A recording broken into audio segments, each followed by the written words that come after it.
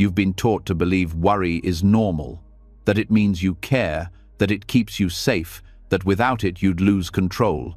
But if that were true, why does worry feel like chains around your mind? Why do your thoughts spin all night, replaying the same fears over and over, leaving you exhausted but no closer to peace? Why do you wake up tired, heavy, carrying battles that haven't even happened? The truth is, worry isn't protection. It's poison. It steals the present, it blinds you to joy, and it tricks you into fighting ghosts that only exist in your head. But here's the secret. Letting go of worry doesn't mean giving up, it means finally living free. For thousands of years, Buddhist teachings have held the key. Masters who faced suffering, loss, and uncertainty discovered a way of life so simple, yet so powerful, it dissolves anxiety at its root. Not through running, not through control, but through deep wisdom that transforms how you see the world. Tonight, as you hear these words, something inside you will shift. The noise in your mind will soften, the tightness in your chest will begin to ease. You'll feel a space open up, a lightness you forgot was possible. And tomorrow, when worry comes knocking again, you'll know you don't have to answer. This isn't just an idea, it's a path, a way to make life effortless, calm, unshakable. Are you ready to walk it? Let's begin. You've carried worry like a shadow, haven't you? It clings to you when the world is quiet. It sits on your chest when you try to sleep. It follows you into every decision, whispering that something will go wrong. You've been told to fight it, to ignore it, to distract yourself, but nothing works for long. That's because worry isn't just random noise in the mind. It's concentration, it's focus, it's energy misdirected, and the very thing that has kept you trapped can be turned into the key that sets you free.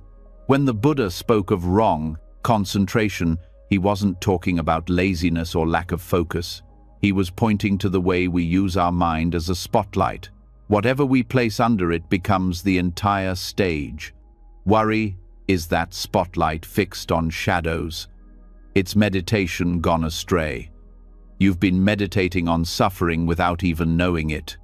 Every time you replay a mistake, every time you build stories about the future, every time you spiral into what if, you are practicing concentration just on the wrong object.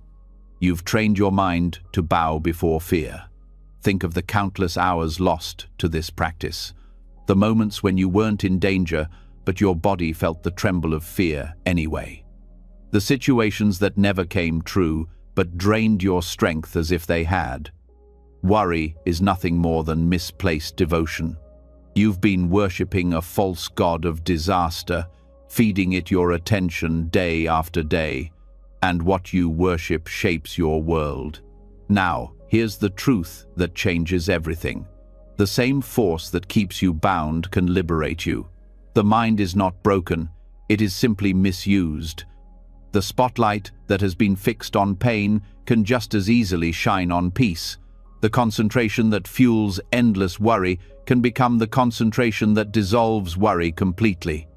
This is the shift from wrong concentration to right concentration, from mika samadhi to sama samadhi.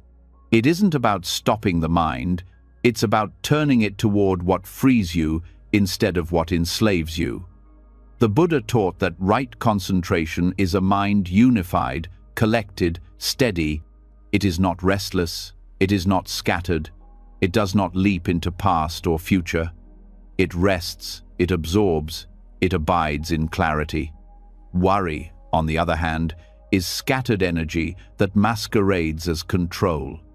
You think you are preparing, but you are only fracturing yourself. Your mind jumps from one fear to another, from one imagined scenario to the next, building a house of anxiety brick by brick. Right concentration tears down that house by simply refusing to keep building it.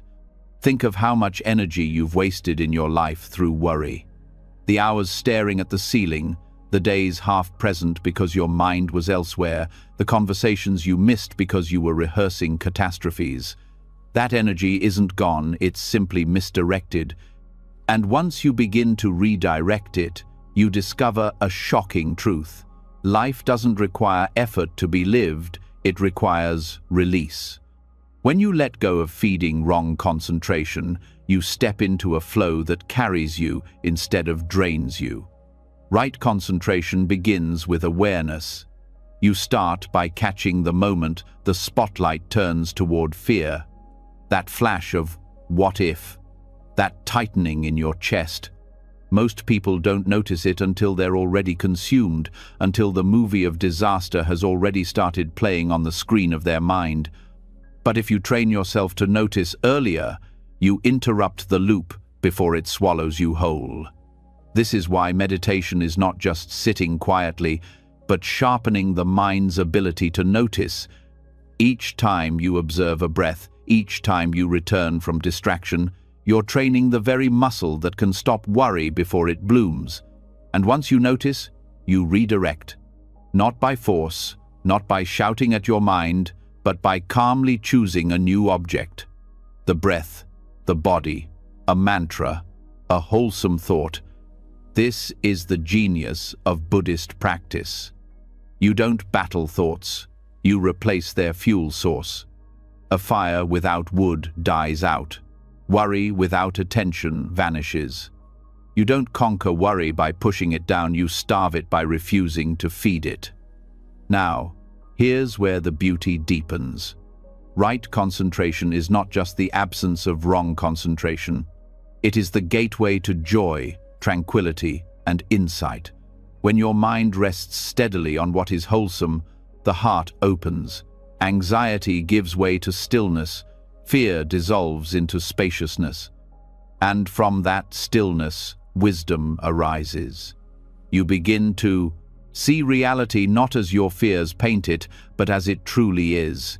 Impermanent, interconnected, not controlled by a single self. Worry cannot survive in the light of this clarity. Let's go even deeper. Why does worry feel so sticky? Because it mimics the form of meditation. Think about it. In both, the mind returns again and again to the same object. In meditation, you return to the breath. In worry, you return to the fear. In meditation, the body reacts with calm. In worry, the body reacts with stress. But the process, the repetition, the focus, the immersion is the same. You've been practicing meditation your entire life, but on the wrong subjects. This is why the Buddha's path feels both familiar and foreign. Familiar because you already know how to concentrate. Foreign because you must redirect that skill toward liberation instead of bondage. The shift is subtle but revolutionary. For example, when fear of failure arises, the worried mind spins. What if I embarrass myself? What if I lose everything? The concentrated mind notices, fear has appeared. And instead of feeding it, it returns to the present breath, the steady ground beneath the feet. The worry fades because it is not given energy. Slowly, this practice reprograms the mind. Wrong concentration weakens, right concentration strengthens. Anxiety loosens its grip, not because you fought it, but because you stopped bowing to it. The Buddha often spoke of jhana, deep meditative absorption, as the fruit of right concentration. In these states, the mind rests so fully that joy, ease, and clarity flood in naturally. Think of the contrast, the burning restlessness of worry versus the cooling bliss of absorption. One consumes you, the other nourishes you, and yet both are powered by the same root ability, focus. Your liberation doesn't require building a new mind. It requires tuning the mind you already have. This understanding also reveals why distraction never truly ends worry. When you drown yourself in entertainment, food, work, or constant stimulation, you are not dissolving wrong concentration, you are masking it. The spotlight is still searching, restless in the background. Only when you train the mind to redirect consciously do you discover a freedom that lasts beyond distraction. This is not escape. This is transformation. Think of the relief this brings. No longer do you have to see yourself as broken, as a victim of uncontrollable thoughts. You begin to see the mechanics. Worry is not you, it is simply concentration misplaced. And what can be misplaced can be corrected. This reframing alone removes so much shame. You're not weak for worrying. You're powerful, so powerful that even your fears are fueled by your focused energy, and that same power can now be turned toward awakening. In this way, every worried moment becomes an opportunity. Instead of resenting your anxiety, you begin to use it as a teacher. Each time worry arises, it reveals where your mind has strayed. Each time you catch it, you strengthen awareness. Each time you redirect, you train right concentration. Slowly, the tide shifts. The anxious loops that once ruled your life become the very practice ground for liberation. Your suffering becomes your path, and the results ripple into every part of life. Relationships soften because you're no longer lost in imagined conflicts. Work becomes lighter because you're no longer burdened by endless scenarios. Sleep deepens because your mind no longer plays the same tapes at night. You discover that the effortless life is not a life without challenges, but a life where the mind does not add extra chains to those challenges. You face what is real, not what is invented. You move with clarity instead of fear. This is the gift of right concentration. It doesn't promise you control over the future. It doesn't guarantee safety from pain. But it gives you something greater: freedom in the midst of uncertainty, peace even in the presence of storms. And when you taste even a drop of that peace, you understand why the Buddha called it the heart of the path. Worry is not your destiny, it is simply a wrong turn. And the way back is already within you. You've seen how worry is not weakness but misplaced concentration, how the same focus that feeds fear can be turned toward peace. Yet there is something deeper beneath this restless mind. Even when you know how to redirect attention, there's still a force pulling, a current beneath the surface. This is the craving to become. The Buddha called it bhava tanha, the thirst for being. It hides inside anxiety, and until you see it clearly, you remain bound to the wheel of worry. Fear is rarely about what is happening right now. It usually hides in the thought of who you might be or who you might fail to become. The student worries about being successful, the parent about being seen as good enough, the worker about being respected, the partner about being loved. Behind every anxious thought is a subtle voice whispering, "I must become someone." And that whisper is endless. It never stops at one achievement, one title, one layer of safety. The moment you get what you want, it shifts, it asks for more. It tells you that you are still incomplete. This is the hidden root of anxiety. You don't just fear losing money, you fear losing the identity of a capable provider.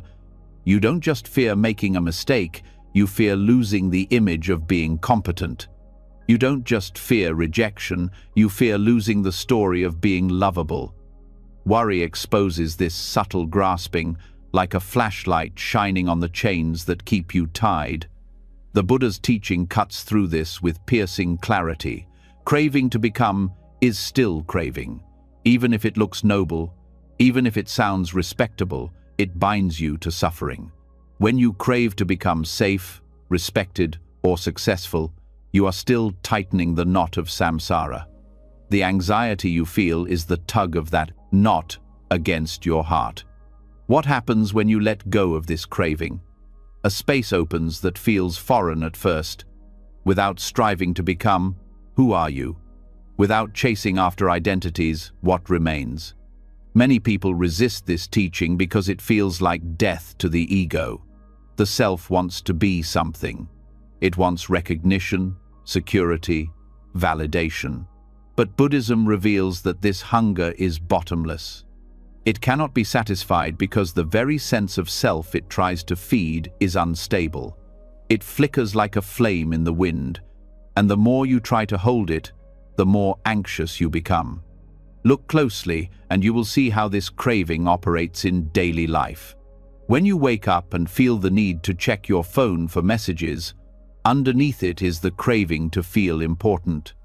When you hesitate before speaking in a meeting, underneath is the craving to be respected. When you scroll through endless images online, underneath is the craving to feel that your life measures up.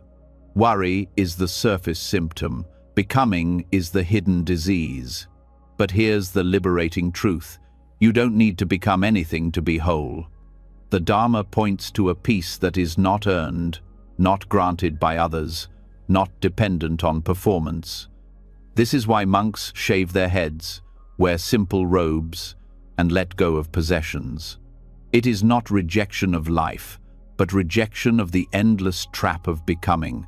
In that simplicity, they discover a freedom deeper than any worldly success. You may not live as a monk, but you can taste this freedom in small ways. Every time you let go of needing to prove yourself, you weaken the chain of bhava tanha. Every time you allow yourself to rest without achievement, you cut into the root of anxiety. Every time you accept that safety cannot be absolute, that respect cannot be forced, that success is impermanent, you loosen the grip of becoming. Think about how much fear has shaped your choices. The job taken out of fear of being left behind. The silence kept out of fear of being judged. The relationships clung to out of fear of being alone. Each one is the shadow of becoming. And yet when you look back, how many of those fears actually came true?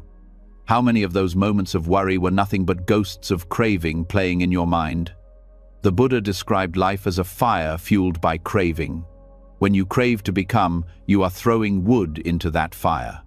Anxiety is the smoke that suffocates you. Letting go is like refusing to add more fuel. Slowly, the flames die down and the smoke clears. What remains is not emptiness in the negative sense, but spaciousness, a freedom from having to constantly perform, prove, and chase. This is not to say you stop acting in the world. Action continues. You work, you care, you create. But the difference is profound. Action without craving is light. It flows naturally, without the heavy burden of anxiety. You are not working to become respected, you are simply working. You are not loving to become worthy, you are simply loving. You are not striving to become safe, you are simply living. The weight of identity drops, and life becomes effortless. This effortless quality comes from recognizing the illusion of control in becoming. Anxiety thrives on the belief that if you just become something more skilled, more admired, more secure, then the future will finally be safe. But the future never bends perfectly to your control. Illness comes, relationships shift, economies collapse. No identity, no achievement, no image can protect you forever. Seeing this clearly is not despair, it is liberation. Because once you stop grasping for impossible guarantees, you begin to rest in the only ground that never moves, the present. The craving to become also keeps you trapped in comparison. Worry often rises when you measure yourself against others. You think, I must catch up, I must stand out, I must not fall behind. But who set this race? Who made these rules? The Dharma reveals that this is just another trick of becoming. You can spend your whole life running in circles and still end up dissatisfied. But when you step out of the race, you discover the peace of simply being. Look closely at the language of your own mind when worry arises. You'll often hear the words, what if? What if I fail? What if they reject me? What if I lose everything? These questions are never about now. They are about a self projected into the future, a self that must become or must avoid becoming. But the self in those fears doesn't exist. It is a phantom built by craving. The more you chase it, the more anxious you feel. When you stop chasing, the phantom dissolves, and with it, the worry. The practice here is to expose this mechanism every time anxiety arises.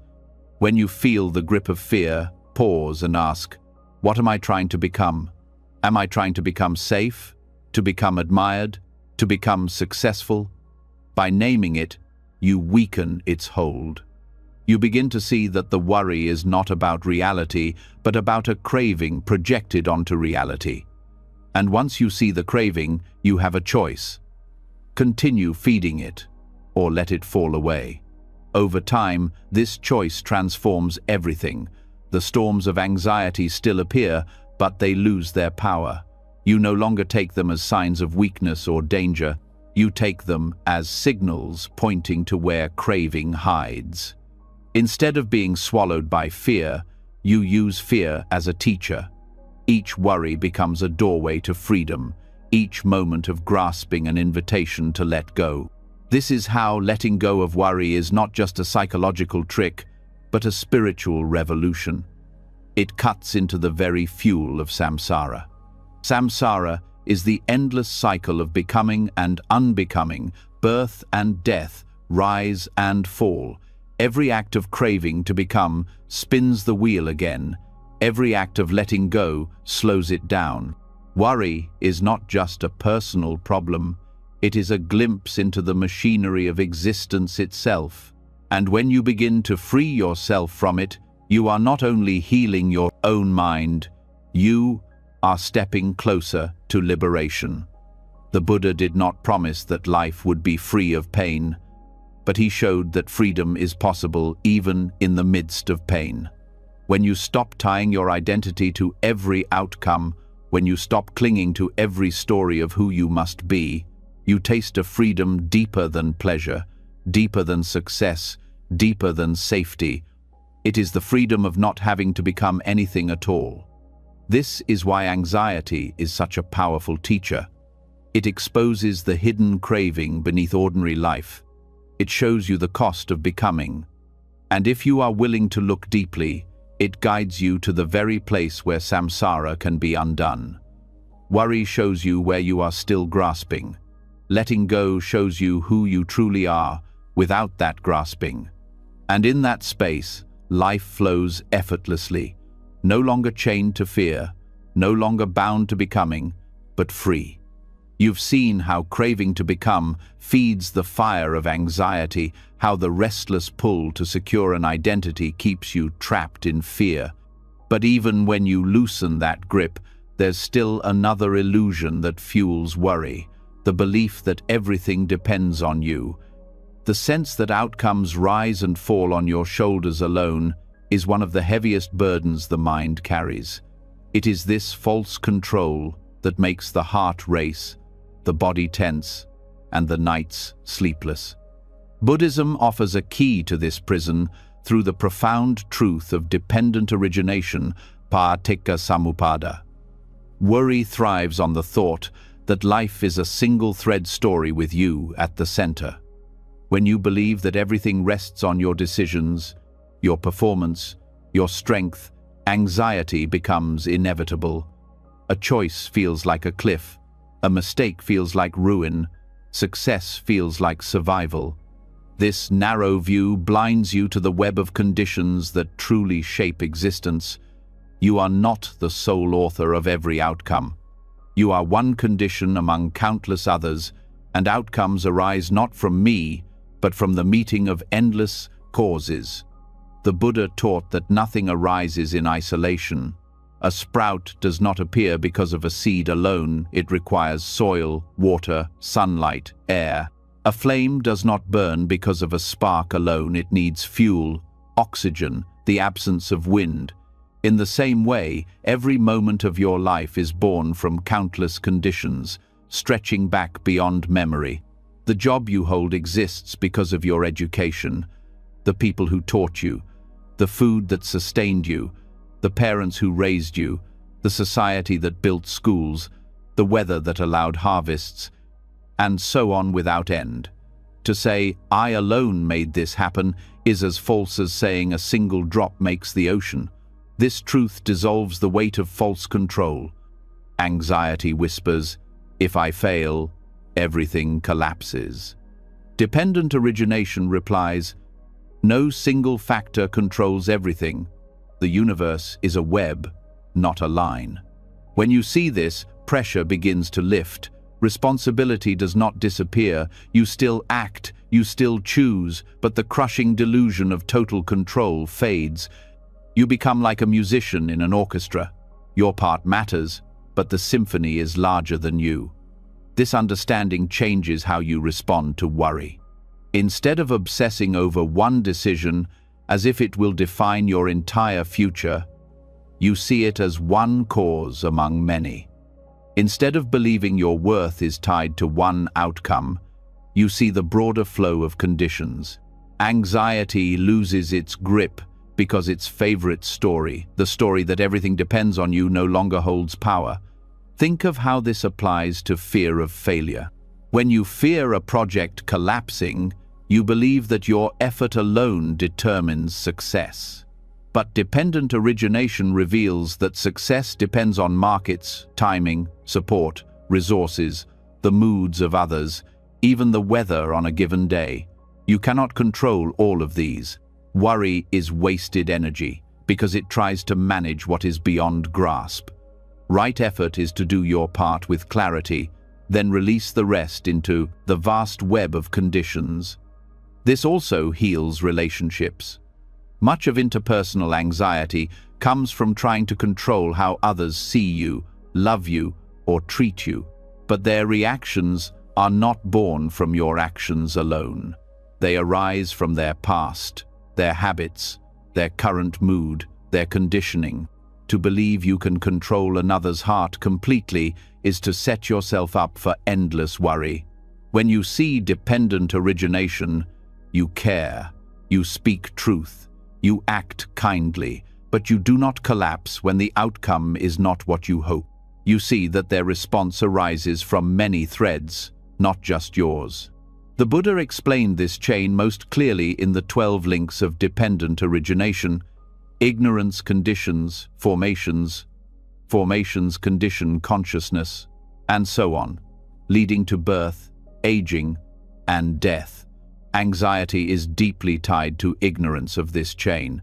When you don't see the complexity of conditions, you cling to the illusion of me as sole controller. That ignorance gives rise to formations of fear, which condition restless thoughts, which lead to worry and suffering. But when wisdom breaks ignorance, the chain loosens. You begin to trust the flow instead of fearing it. This trust is not passive. It does not mean you abandon effort or resign yourself to fate. It means you act without the arrogance of false control. You plant seeds, knowing soil and rain will play their role. You speak honestly, knowing another's ears and heart must be ready. You strive, but without the poison of perfectionism. This balance between effort and surrender is the middle way that turns life from a battlefield into a flow.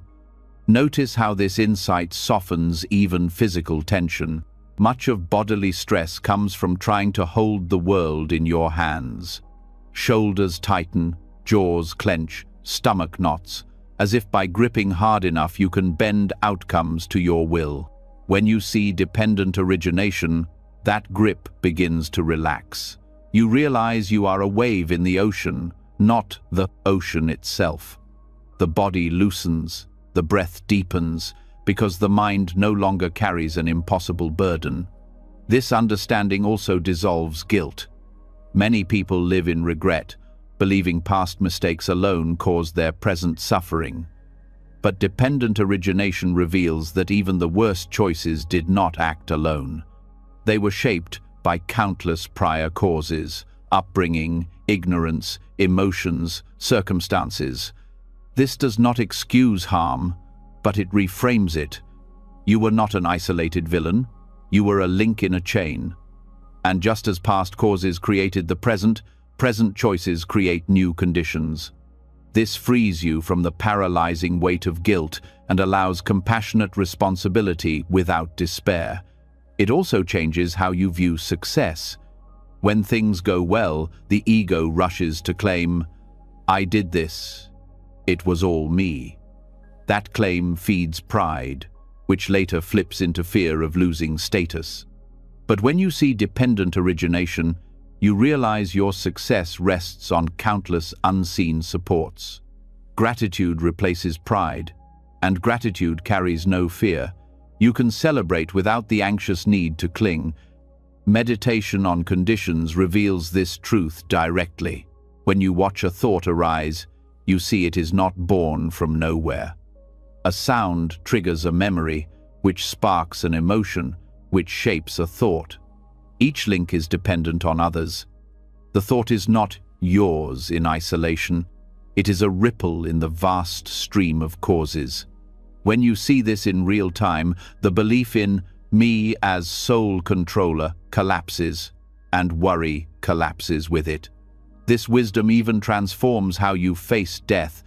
Fear of dying is often the belief that my end is in my hands. But dependent origination shows that life itself is a web of conditions, and death is the natural shift of those conditions. The body dissolves because conditions change. Consciousness moves on because conditions shift. You cannot freeze the flow. Seeing this does not create despair but peace. You stop clinging to control of the uncontrollable, and you rest in trust of the Dharma's unfolding. Daily life becomes lighter with this insight. Missed opportunities hurt less because you see they were conditioned, not purely your failure. Uncertainty feels less threatening because you know countless causes are at play, not just your effort. Even setbacks transform into teachers because they reveal conditions you had not seen before. Life stops being a personal trial to be won and becomes a field of causes to be understood. The practice is simple but profound. In moments of worry, pause and ask, what conditions are at work here? Instead of obsessing over me and my control, open your view to the wider web. See the people, the environment, the timing, the unseen forces. This shift pulls you out of the prison of self-centered anxiety into the spaciousness of reality. Over time, this becomes second nature. You no longer fall into the trap of thinking, everything rests on me. You act, but with humility. You care, but without clinging. You strive, but without fear. And slowly, life begins to feel effortless. Not because you have mastered control, but because you have surrendered the illusion of control. The Buddha's wisdom of dependent origination is not an abstract philosophy.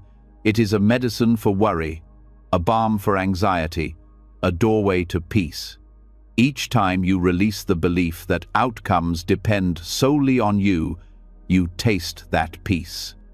Each time you see the vast web of conditions, you step closer to freedom. And when this insight fully sinks into your heart, worry no longer finds a place to root. You live as part of the flow, trusting the Dharma, unburdened, free. When the grip of false control loosens, life begins to feel lighter, but the mind still hums restlessly. Even when you understand that outcomes don't depend on you alone, thoughts keep circling, pulling you back into agitation. This ceaseless commentary, this endless self-talk, is the hidden current of worry. It drains you not because of what is happening outside, but because of the noise that never ends inside. The Buddha pointed to a practice deeper than silence of the tongue. He spoke of noble silence, Arya Tunhi Bhava, the inner quiet where worry has no ground to grow. Silence here does not mean muting your voice or holding back in conversations. Many remain outwardly quiet while their minds scream with anxious chatter. True noble silence is the stilling of this internal noise, the dropping of commentary, the release of the endless narrator that insists on controlling every moment. It is the difference between standing in a peaceful room while your thoughts thunder in your head and standing in the same room with the mind finally at rest. Only one is real silence. Worry thrives on noise. The anxious mind talks constantly, even if no words pass the lips. It replays arguments, plans, responses, rehearses failures, creates dialogues with people who are not even present. This chatter convinces you it is necessary, that without it you would be unprepared. But in truth it only drowns the clarity that arises when the mind is still. Noble silence is not emptiness. It is the presence of clarity that can only be heard when the noise falls away. Think of how often you argue with yourself inside. You replay a conversation, telling yourself what you should have said. You leap ahead, creating imaginary scenarios of what might happen tomorrow. You label every sight and sound: good, bad, threat, reward. This constant labeling and rehearsing fills your inner world with static. Anxiety feeds on this static. It is not the event that exhausts you, but the commentary about the event. Noble silence cuts through this commentary and leaves only the direct experience. The Buddha often remained silent when pressed with abstract or speculative questions. This was not ignorance or avoidance, but wisdom. He knew that much mental suffering is born from needless words, concepts, spinning endlessly, without bringing freedom. In noble silence, the mind does not fuel these endless speculations. It rests.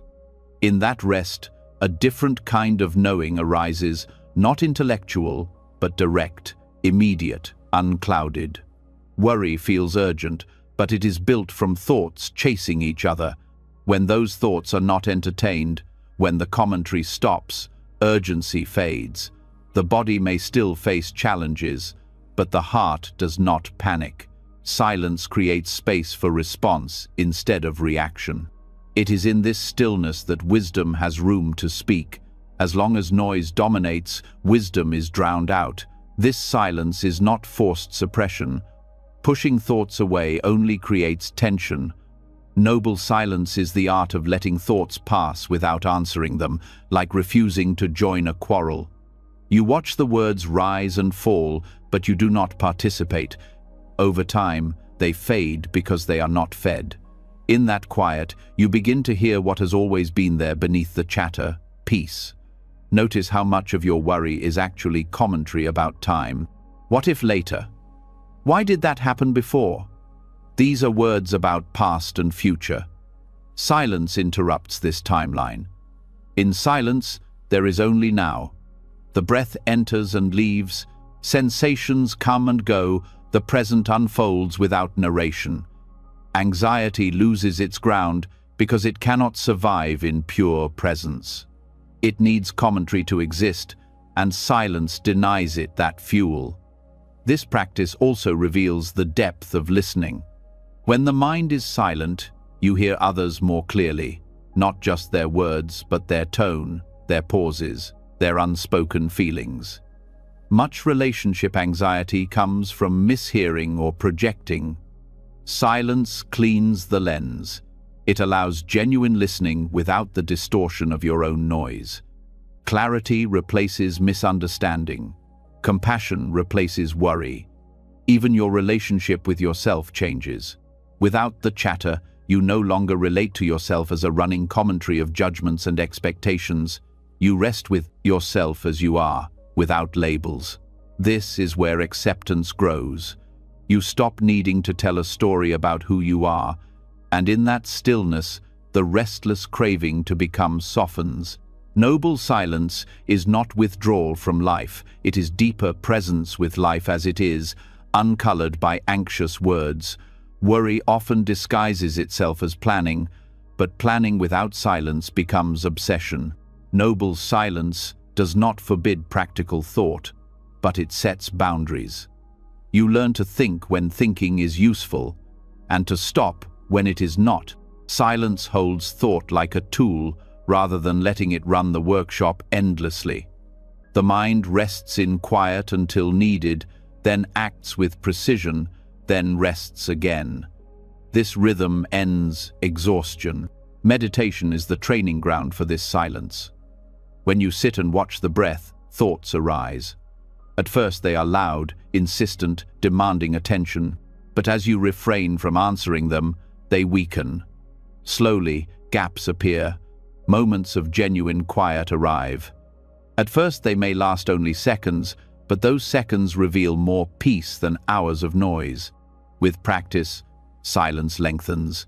It becomes not just a meditation state, but a way of living. Daily life offers constant practice. Waiting in line, sitting in traffic, walking to the next task, these moments are usually filled with inner chatter. But they can become places of noble silence. Instead of filling the space with rehearsed worries, you rest in awareness of the moment. The line moves, the car idles, the feet step, and you are there without commentary. These ordinary silences accumulate, reshaping the mind's habit. Noble silence is not only an antidote to worry, but a doorway to insight. In the quiet, you begin to notice patterns that noise always covered.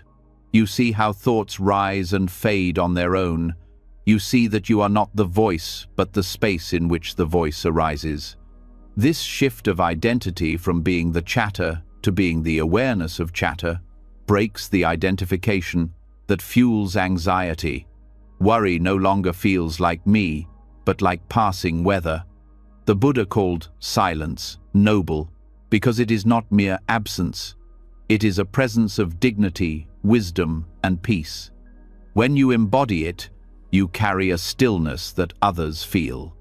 Your calm influences those around you. Conversations become clearer, conflicts soften, the energy of rooms shifts. Silence is contagious in the best way. It spreads peace not by preaching, but by presence. Over time, you see how much unnecessary speech, both outward and inward, creates suffering. Every harsh word spoken in anger was first rehearsed inside. Every anxious scenario repeated out loud was first repeated silently. By cutting it at the root, noble silence prevents harm before it begins. This is why silence is not withdrawal, but compassion. It protects both yourself and others from needless suffering. You may fear silence at first, mistaking it for emptiness or boredom. But when you step into it, you discover it is rich. Every breath has texture, every sensation has depth, every moment carries fullness. Noise had hidden this richness. Worry had kept you trapped in thin words.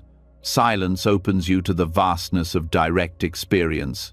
This practice is lifelong. The mind has been noisy for decades, and habits do not vanish overnight. But every moment of silence weakens worry's grip. Each time you refuse to join the chatter, you strengthen peace. Slowly, silence becomes your default. Not the silence of suppression, but the silence of freedom. A silence in which clarity shines, in which the heart rests, in which life is lived without the chains of anxious noise. Noble silence is the ground on which all other practices flourish. Without it, wisdom is drowned in chatter. With it, wisdom blossoms naturally. It is here that the restless mind finally lays down its weapons, where worry has no place to hide, where the simple truth of peace reveals itself. When the noise ends, clarity begins, and in that clarity, life becomes effortless. When the inner chatter grows quiet and noble silence reveals its depth, a new awareness begins to surface. In that stillness, you may notice that worry does not always vanish immediately. Thoughts still rise, feelings still stir, memories still return. But now they appear differently, as if they are old echoes breaking the surface, demanding to be seen before they dissolve. Many teachers describe this as karmic dust, the subtle residue of past actions rising to be burned away. Instead of fighting these traces, the practice is to allow them to pass through, to let worry fulfill its course of purification. Karma is not punishment. It is the natural unfolding of causes and effects.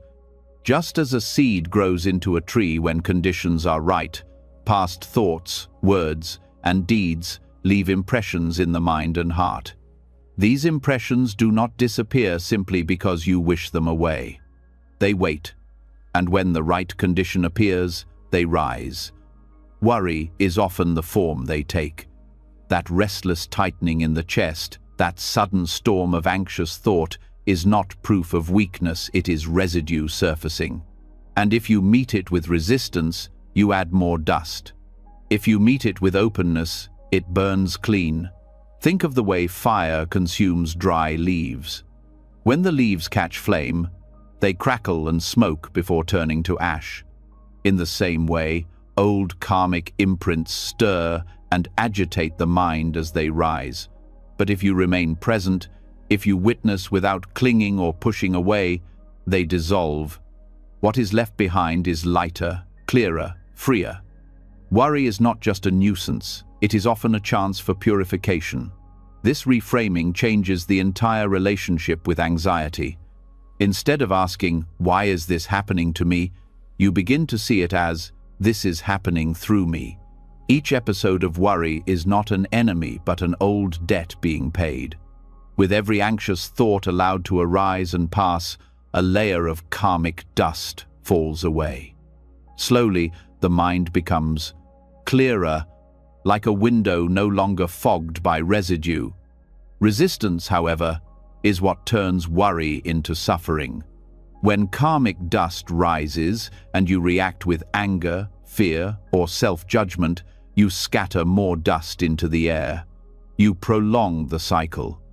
The key is to step back and let the dust settle on its own. This is why meditation is such a powerful tool. It trains you to watch without reacting, to let the fire of awareness consume without interference. Teachers often say the heart becomes lighter when karma is released. You may have felt this in moments after deep anxiety, when suddenly the storm passes and a strange clarity follows. It feels as if something heavy has lifted, though nothing outside has changed. This is the fruit of karmic dust dissolving. Each time you allow it to burn, you step closer to freedom. This understanding also brings compassion. When you see others drowning in worry, you realize they are not simply weak or irrational. They too are burning through karmic residue. Instead of judgment, you feel empathy. You know the process is painful, but you also know it can be purifying. This perspective softens your heart toward others, turning frustration into patience, irritation into care. There is also a practical wisdom here. When worry arises, instead of fueling it with endless stories, you can rest in the knowledge that it is passing energy, not truth. You do not need to believe every anxious thought. You do not need to identify with every restless feeling. You can hold them lightly as temporary clouds in the sky of mind. They are not permanent stains, only passing dust. This does not mean ignoring responsibility. Karma unfolds not just in thoughts, but in actions. Meeting worry with awareness does not absolve you from acting wisely in the world, but it does free you from the extra burden of believing the worry itself is who you are. It is simply the echo of old seeds maturing. You act responsibly where action is needed, and where none is required, you allow the residue to burn out in silence. Over time, this practice transforms fear into trust. At first, worry feels like attack, something to defend against. But when you see it as karmic dust, it feels like release. What once seemed like an enemy becomes an ally. What once felt like suffocation becomes cleansing. You learn to trust the process, even in discomfort. The heat of worry is no longer a curse, it is a fire refining you. This insight reaches even deeper when applied to long-term patterns. Many people feel haunted by the same recurring anxieties: fear of abandonment, fear of failure, fear of unworthiness. These themes often trace back to old experiences, sometimes even beyond this life. Each time they arise, they are not new, they are old dust being stirred. Seeing them this way prevents despair. You stop believing you are cursed or broken. You realize you are clearing layers that were always there. With patience, persistence, and compassion, even the heaviest residues dissolve. It is also important to recognize that karmic dust rises when conditions allow. Times of stress, change, or silence often stir it up. This is why meditation retreats can sometimes feel more turbulent than peaceful when the mind becomes quiet, what was buried surfaces. But this is not failure, it is purification at work. Just as spring rains wash debris from the earth, stillness washes dust from the mind. The discomfort is a sign of cleaning, not of collapse. In daily life, this means treating worry not as a signal of danger, but as a signal of release.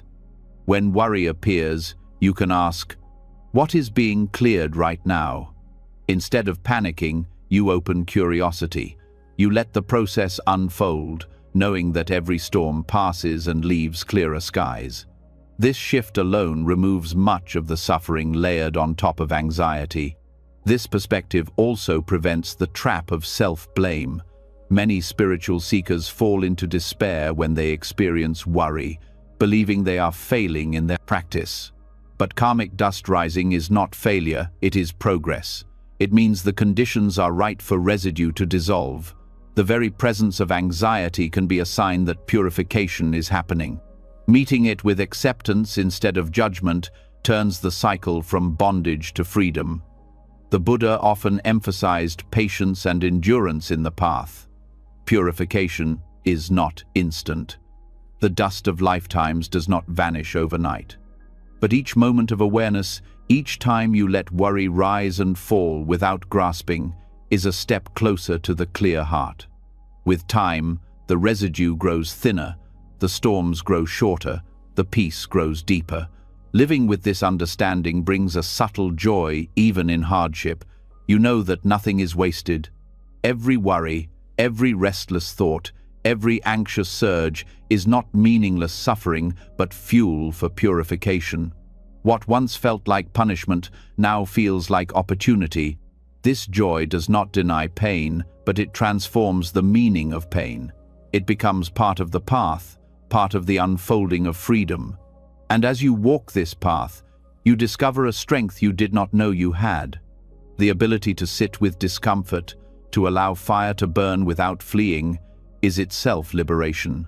You no longer live in fear of worry. You meet it with dignity, knowing it cannot destroy you, only refine you. That courage becomes unshakable, and worry loses its sting. The final fruit of this practice is a heart both light and open. Freed from layers of karmic dust, you move through the world with clarity. Worry may still appear at times, but it no longer defines you. It rises, burns, and passes. The heart remains spacious, unburdened, free to love, free to act, free to rest. This is the promise of meeting worry, not with resistance, but with awareness, purification, clarity, and effortless peace. When worry is seen as karmic dust, the heart begins to open toward patience and purification. You no longer meet it with resistance, but with understanding that what rises is only old residue dissolving. Yet something even deeper hides beneath this process. Worry does not only come from past seeds, it is actively created in the present by the way the mind uses its own power. The same energy that builds temples, composes music, or envisions freedom is also the energy that creates endless scenes of fear. This is the power of imagination, and when turned in the wrong direction, it becomes the root of anxiety. The Buddha never rejected the creative mind. He recognized its potential as both a path of liberation and a trap of bondage. Visualization of compassion, reflection on the qualities of the Buddha, meditation on the boundless nature of loving kindness, all of these rely on the mind's capacity to form images and possibilities beyond the present moment. But that same ability, left untrained, begins to serve fear instead of wisdom. The anxious mind constructs entire worlds of threat, failure, loss, and rejection. It convinces the body that what is unreal is happening now. The heart races, the breath shortens, the muscles tighten, all in response to events that exist only as projections. Anxiety is not the presence of danger, but the misuse of imagination. Think of how the mind invents stories. A delayed message becomes proof of rejection. A glance from a stranger becomes evidence of judgment. A single mistake grows into a future of ruin. None of these exist outside the mind, yet the body suffers as if they were facts. This is the trap of imagination enslaved to fear. What could be a tool for compassion and creativity becomes a chain around the heart. The worst part is how convincing these creations feel. The mind does not simply picture them, it believes them. Anxiety thrives because imagination does not stay neutral. It colors the world until you forget you are looking through a lens. A mind chained to fear does not say, "This is one possibility." It says, "This is reality." And in that moment, peace vanishes. Buddhism teaches that freedom comes not from destroying imagination, but from reclaiming it.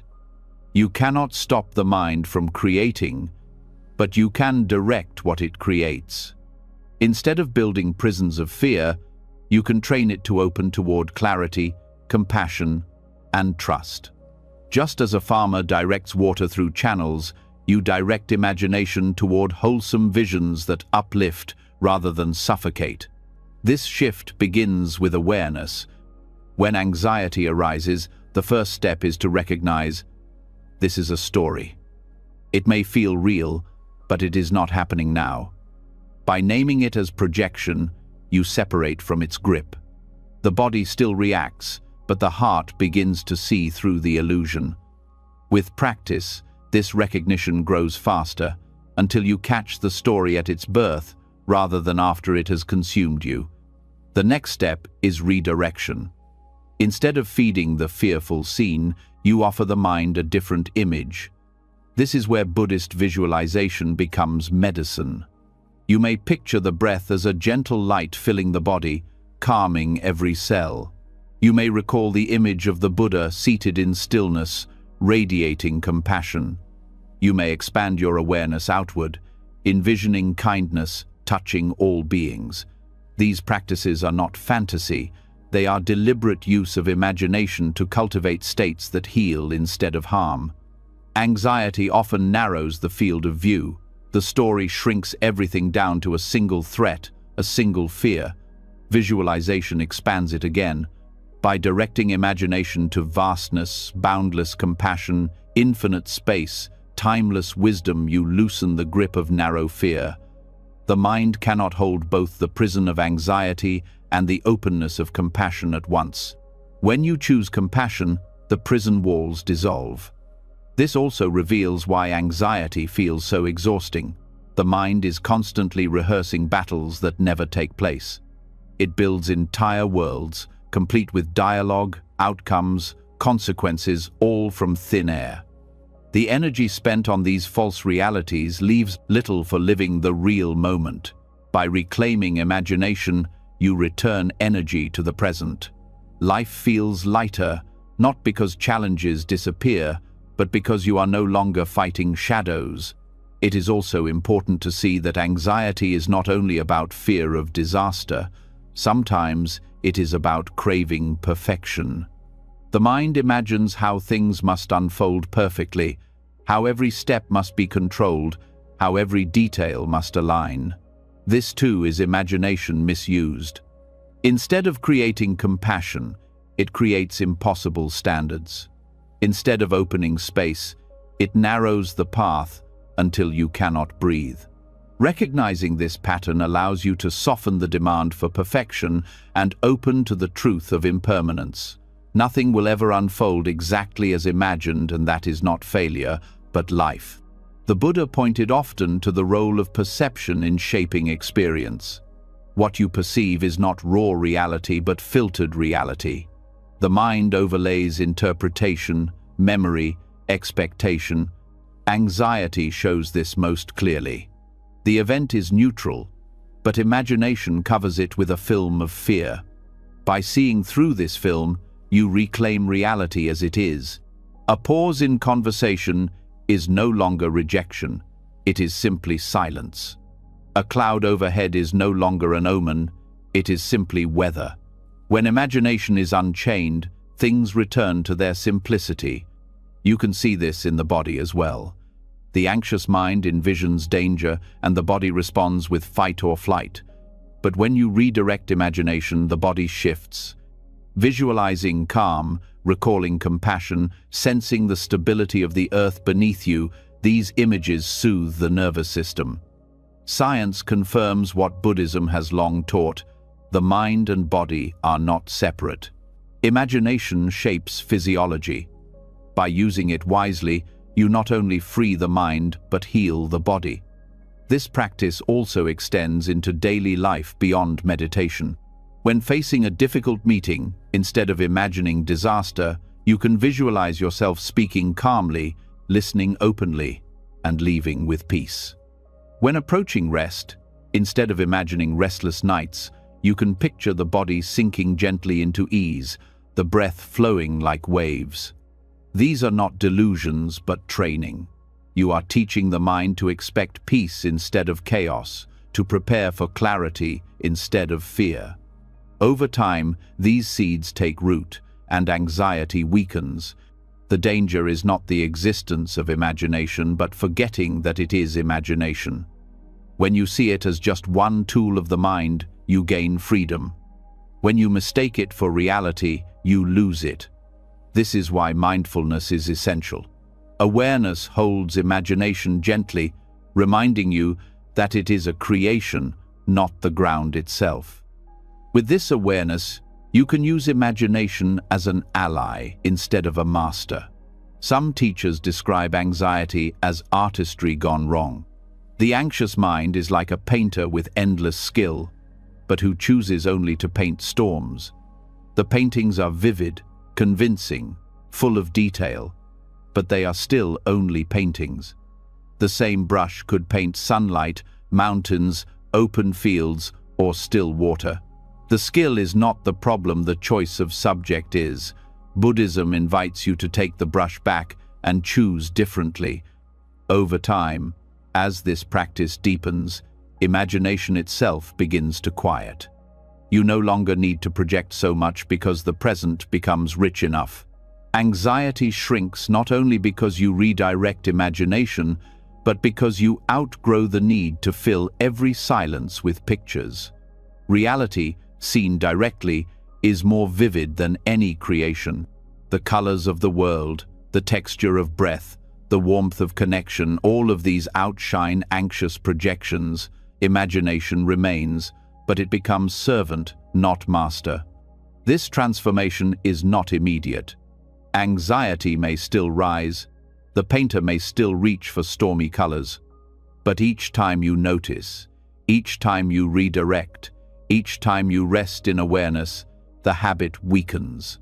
Slowly, the gallery of your mind fills with new works, images of compassion, spaces of calm, visions of freedom. Anxiety may visit, but it no longer dominates.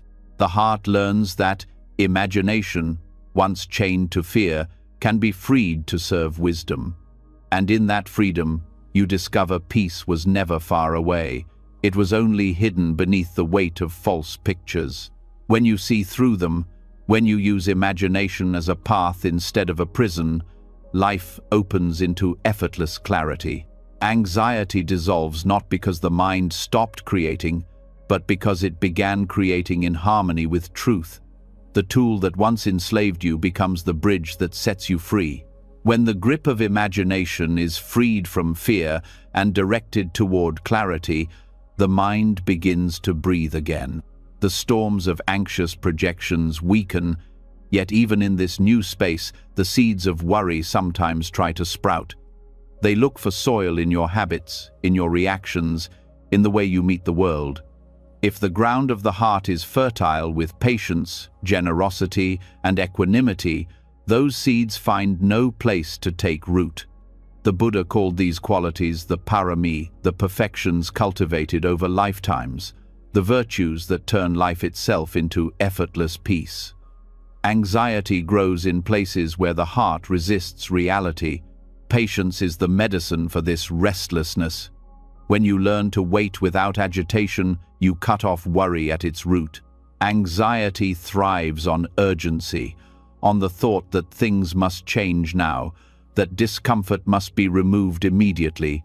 Patience teaches the opposite, that all things unfold in their time, that forcing only deepens suffering. With patience, waiting is no longer torment, but trust. The heart no longer panics in delay, and in that trust, anxiety cannot survive. Generosity is another perfection that dissolves worry. Fear often rises from self-concern. What will happen to me? How will I be safe? How will I be seen? Generosity flips the focus outward. When the heart opens to giving, to relieving the burdens of others, the chains of self-preoccupation loosen. Anxiety weakens because the mind is no longer circling around its own protection. In giving, you discover a freedom larger than fear. Even small acts, a kind word, a gesture of help, create a spaciousness where worry cannot dominate. Equanimity is perhaps the deepest antidote.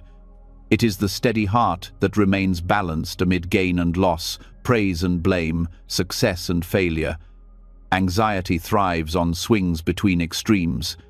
It feeds on the highs of expectation and the lows of disappointment. Equanimity cuts through both. It does not mean indifference, it means stability.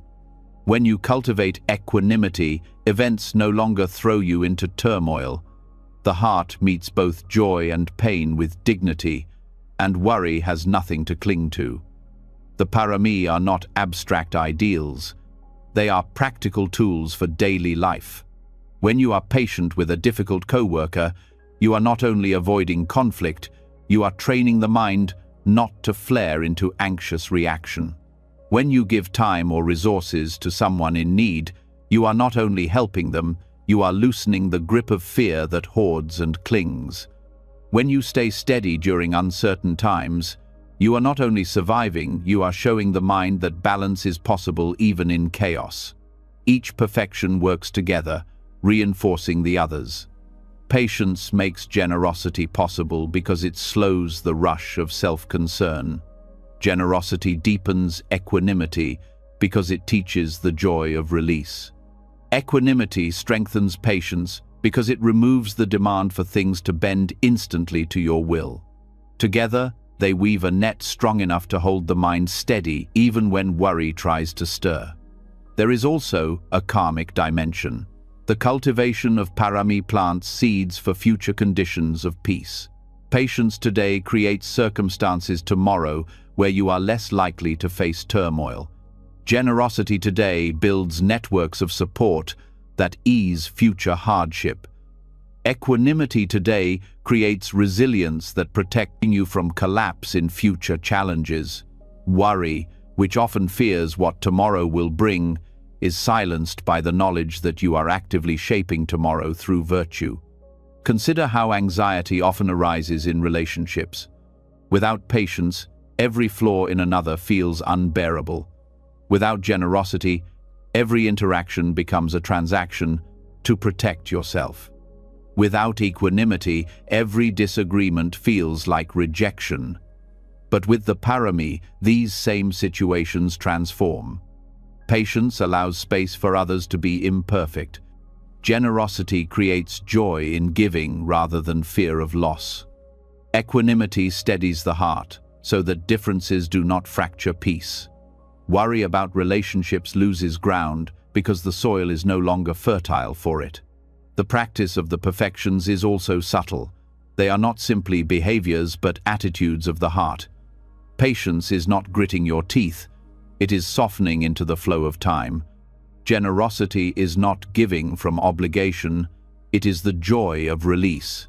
Equanimity is not detachment, it is the warmth of presence without clinging. When cultivated deeply, these qualities shift the very atmosphere of your being. Anxiety cannot grow in such air. Meditation is one way to strengthen these perfections. Sitting with discomfort trains patience. Offering loving kindness in meditation trains generosity of heart. Observing thoughts without attachment trains equanimity. But daily life offers countless opportunities as well.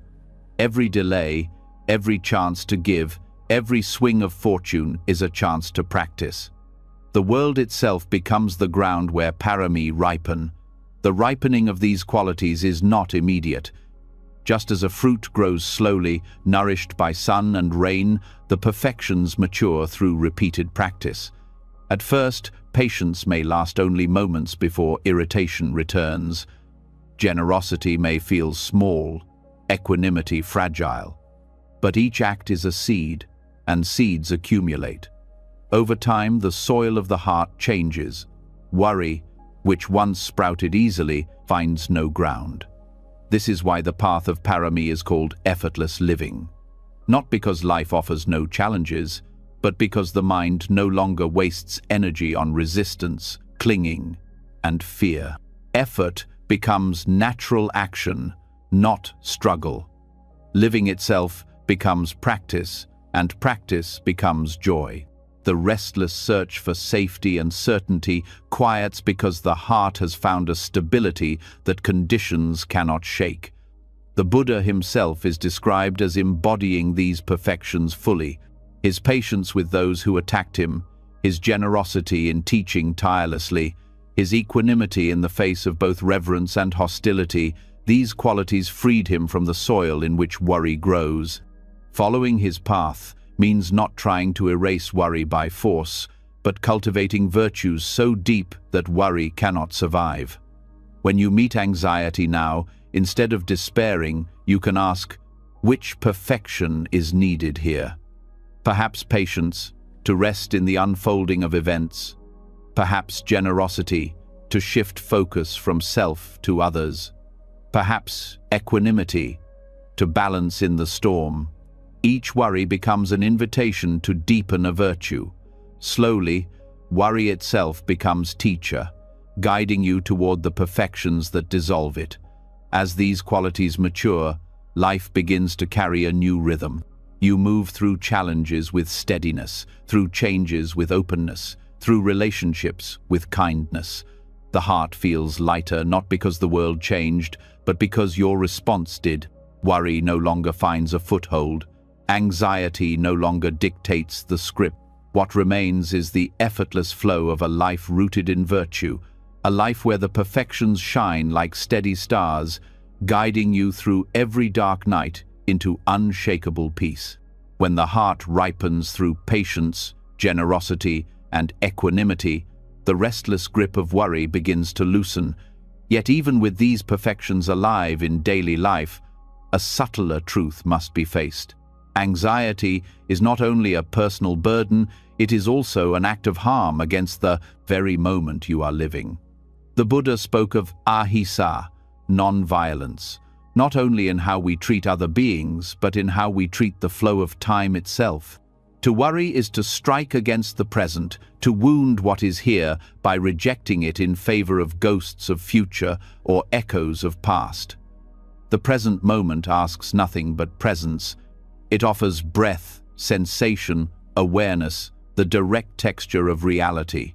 Worry attacks this gift by turning away from it, by overlaying it with stories of what may or may not happen. This rejection is subtle violence. It is not blood or bruises, but it is aggression nonetheless. It tears at the wholeness of now, forcing life to bend under imagined conditions. In this way, worry is not harmless. It is a quiet form of harm. Non-violence toward the present is the foundation of effortless living. When you meet each moment without aggression, without demanding it be other than it is, peace arises naturally. The breath flows without interference. The body rests without tension. The mind no longer splits itself between what is and what could be. This is why the Buddha again and again pointed to mindfulness of the present as the path to liberation. To be here fully is to live without violence toward time. Think of how anxiety steals from the now. A meal loses its taste because you are already worrying about tomorrow. A conversation loses depth because you are rehearsing what comes next. Sleep is lost because the mind is trapped in scenes that have not yet unfolded. Each moment is harmed, discarded, sacrificed to phantoms. This is violence, subtle but relentless. Non-violence begins with refusing to abandon what is here. The practice of non-harming the present does not mean denying responsibility for the future. Plans may still be made, goals still pursued. But when planning turns into worry, when the mind ceases to engage directly and instead assaults the moment with fear, the practice is to step back, to return to breath, to honor what is unfolding right now.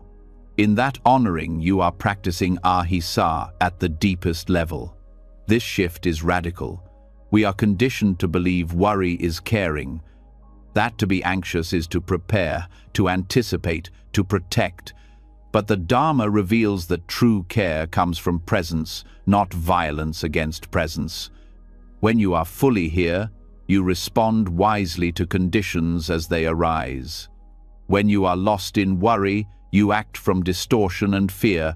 One nourishes, the other harms. Notice how the body reveals this aggression. Worry tightens the chest, clenches the jaw, knots the stomach. These are the scars of violence against now. The body is forced into battle posture for enemies that do not exist. Non-violence soothes this tension. With mindfulness, the breath softens, the shoulders drop, the jaw releases. The body reflects peace when the mind ceases to attack the present. This also changes how you meet suffering. Pain will come, illness, loss, disappointment. But pain is the first arrow, worry the second. The first arrow is inevitable, the second is optional. To worry is to stab the present twice. Non-violence toward time means you bear only the pain that is real, not the pain that is invented. This alone lightens life enormously. There is also a deeper compassion here. When you refuse to harm the present with worry, you are not only freeing yourself, you are freeing others. An anxious parent cannot fully see their child. A worried friend cannot fully listen. A restless worker cannot fully contribute. By resting in the present, you give the gift of presence to others. You stop attacking the moment and begin to nourish it, creating peace that radiates outward.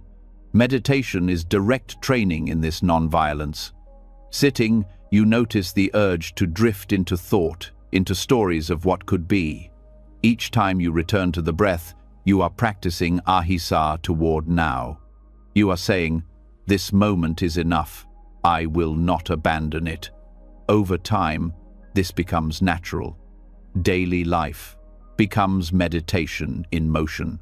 Walking, eating, working all become acts of honoring the present instead of wounding it with worry.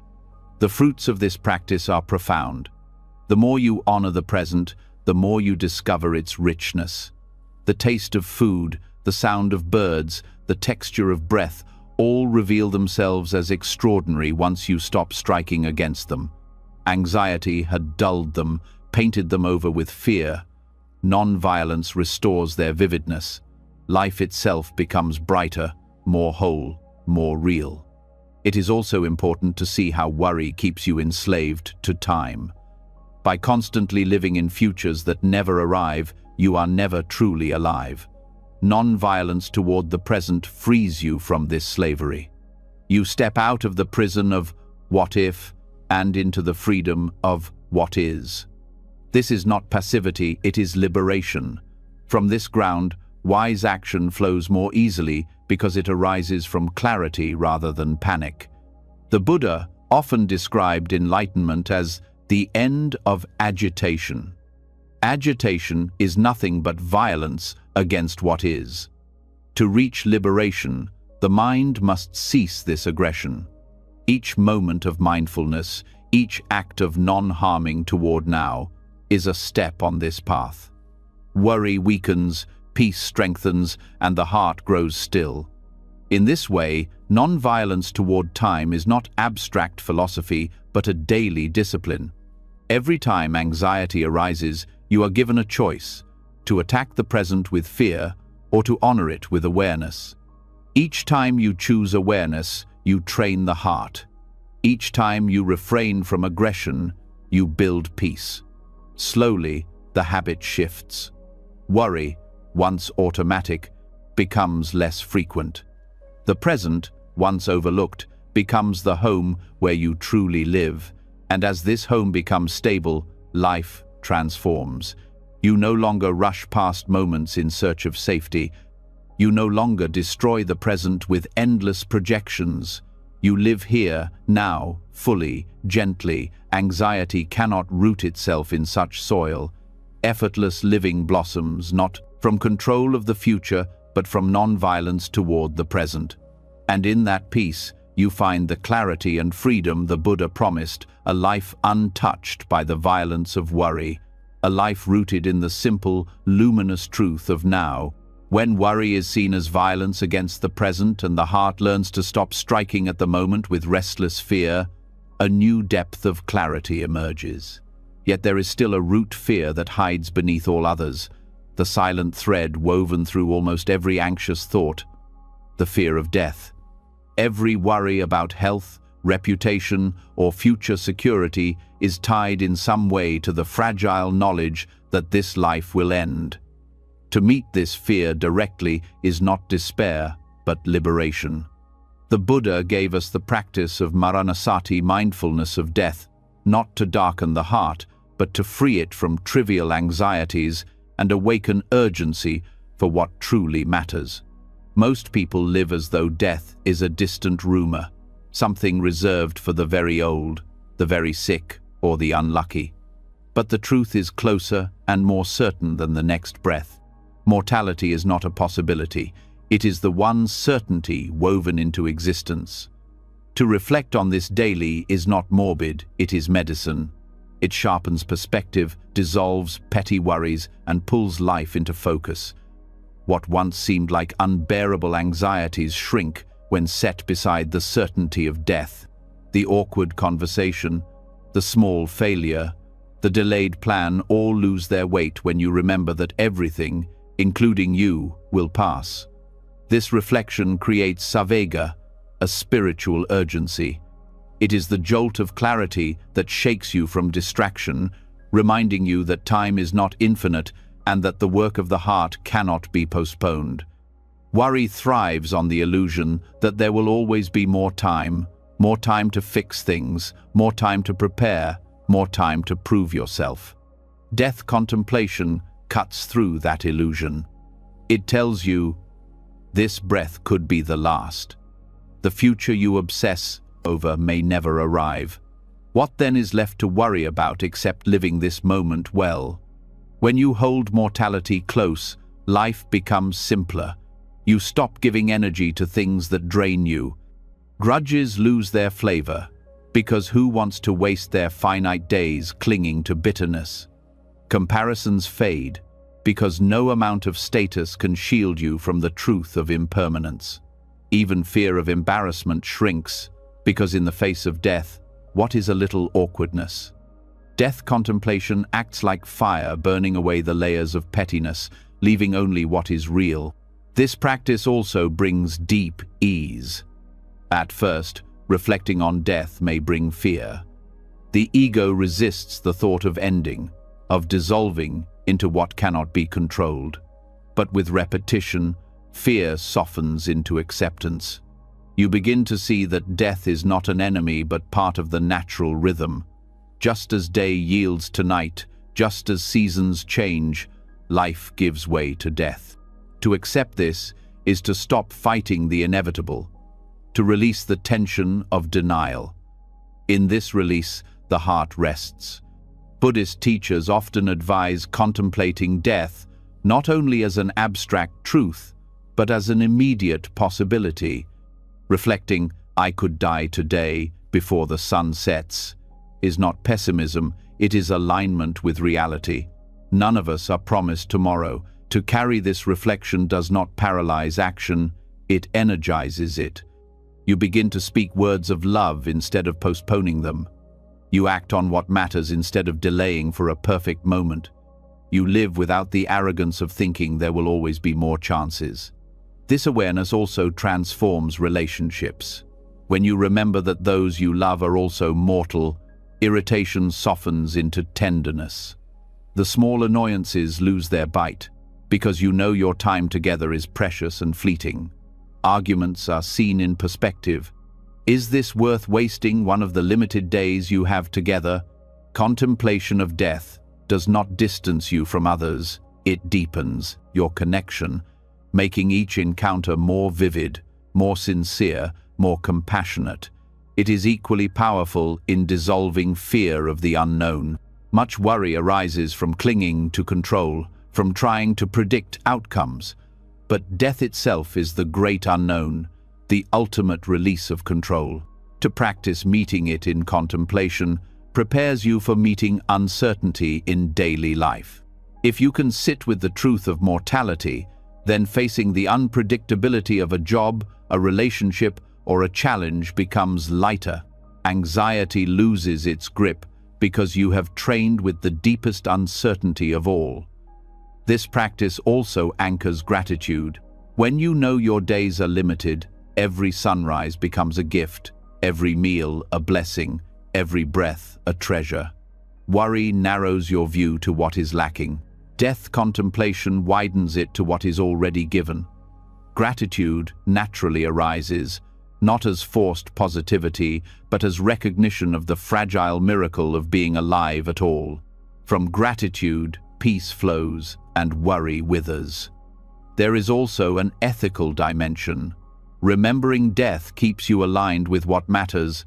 It becomes harder to justify harmful actions when you know that soon you will leave this world.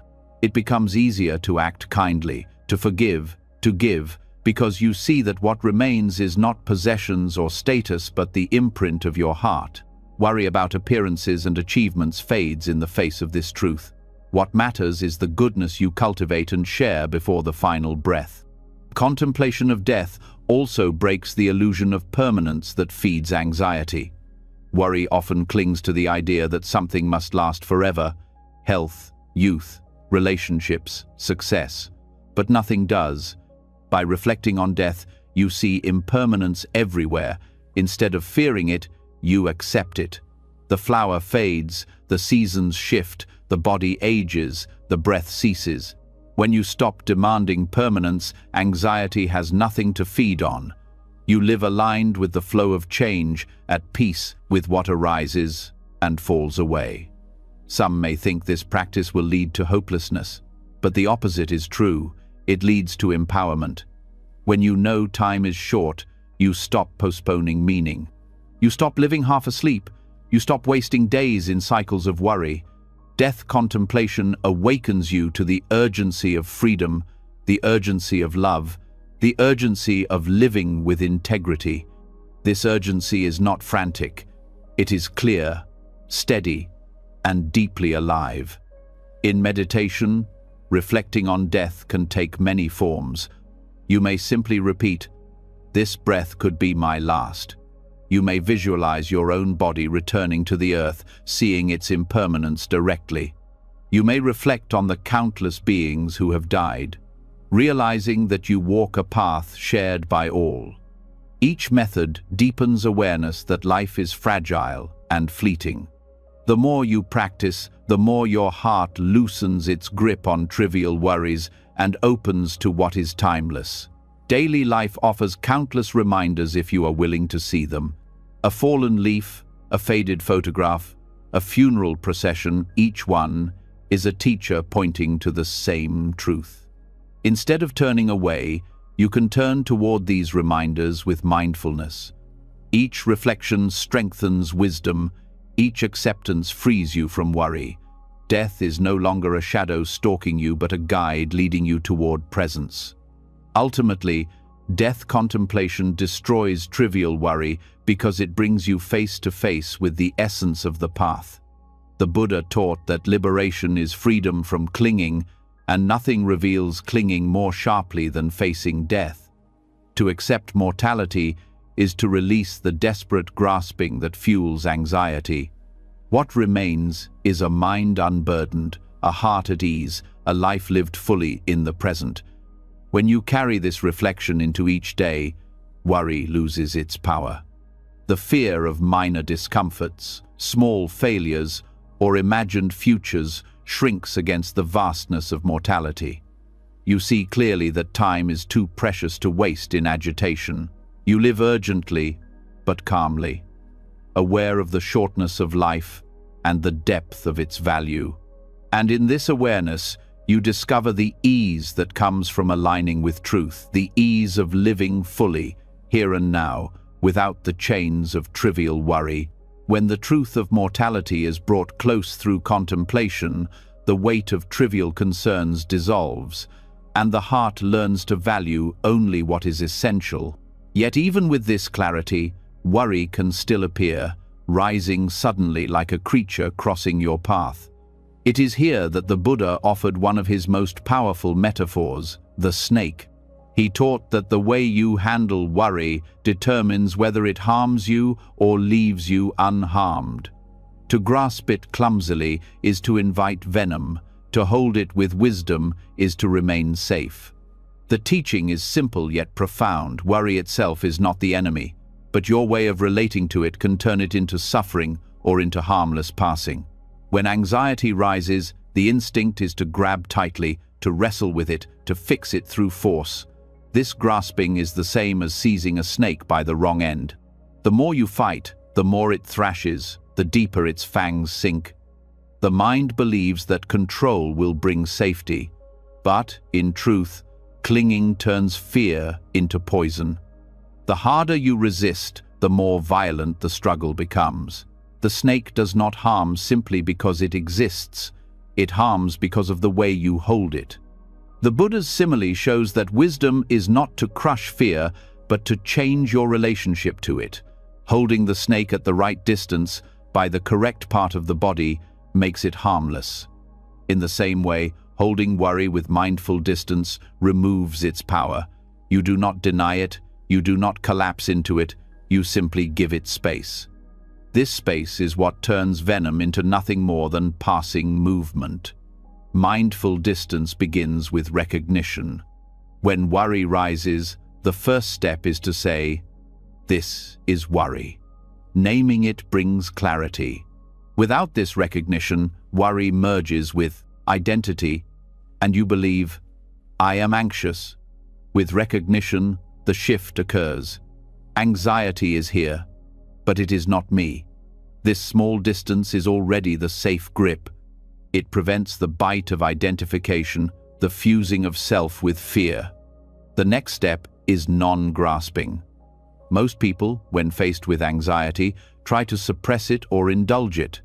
Suppression is pushing it down, pretending it does not exist. Indulgence is clinging to the story, feeding it with endless scenarios. Both are forms of grasping, both are like seizing the snake wrongly. Non-grasping is different. It is resting in awareness, allowing worry to rise and fall without either pushing or feeding. The snake is present, but it cannot bite because you are not holding it by the wrong end. This practice reveals a deeper truth. Worry is movement, not substance. When you give it mindful distance, you see that it shifts constantly. Thoughts come and go, sensations rise and fade. The permanence that seemed so heavy dissolves. You realize that anxiety only felt solid because you clutched it. Released, it flows and disappears like smoke. The simile also points to skill. Just as handling a snake requires careful technique, handling worry requires training. Meditation is this training ground. Sitting quietly, you allow thoughts to arise. At first, the instinct to grab them is strong. You chase stories, you wrestle with fears. But as mindfulness strengthens, you learn to stay steady, to let them pass. Each moment of release is practice in safe handling. Over time, you become skilled. Worry may appear, but it no longer bites. This skill is not limited to meditation. Daily life provides endless opportunities. A critical comment, a financial setback, A health concern: all are snakes crossing your path. If you grab them with panic, you suffer. If you hold them with calm awareness, they pass. This does not mean ignoring responsibilities. It means facing them without clinging to fear. You still act, but action arises from clarity, not from the venom of anxiety. There is also a teaching here about wisdom itself. The Buddha often warned against grasping even his teachings wrongly, comparing it again to mishandling a snake. Clinging rigidly to ideas can become another form of suffering. In the same way, clinging to the thought of worry, whether as a problem to solve or as an identity to own, creates harm. Freedom lies in flexibility, in holding lightly, in knowing when to let go. This perspective also dismantles shame. Many people feel guilty for being anxious, as if worry itself were failure. But the snake simile shows that the issue is not the appearance of fear, but the way you meet it. Even skilled practitioners encounter worry. What changes is their handling. They do not grasp it as self. They do not feed it with resistance. They hold it wisely and let it pass. Knowing this relieves the extra burden of guilt and allows gentle patience with the practice. The body confirms this truth. When you grasp worry, muscles tighten, breath shortens, the nervous system floods with stress. When you hold it lightly, the body softens. The same stimulus that once brought panic becomes manageable. Physiological studies confirm what the Dharma teaches. Perception and reaction change bodily outcomes. The difference is not in the snake itself, but in your grip. This simile also expands into relationships. Worry often arises about others, their choices, their opinions, their safety. To grasp them tightly, to try to control outcomes, is like seizing the snake wrongly. You create conflict, tension, and endless fear. To hold them with mindful distance is to allow them to be, to care without clinging, to support without possession. In this way, relationships become freer, more compassionate, less poisoned by worry. Handling worry without grasping also transforms how you meet uncertainty. Anxiety thrives in the unknown because the instinct is to clutch at certainty.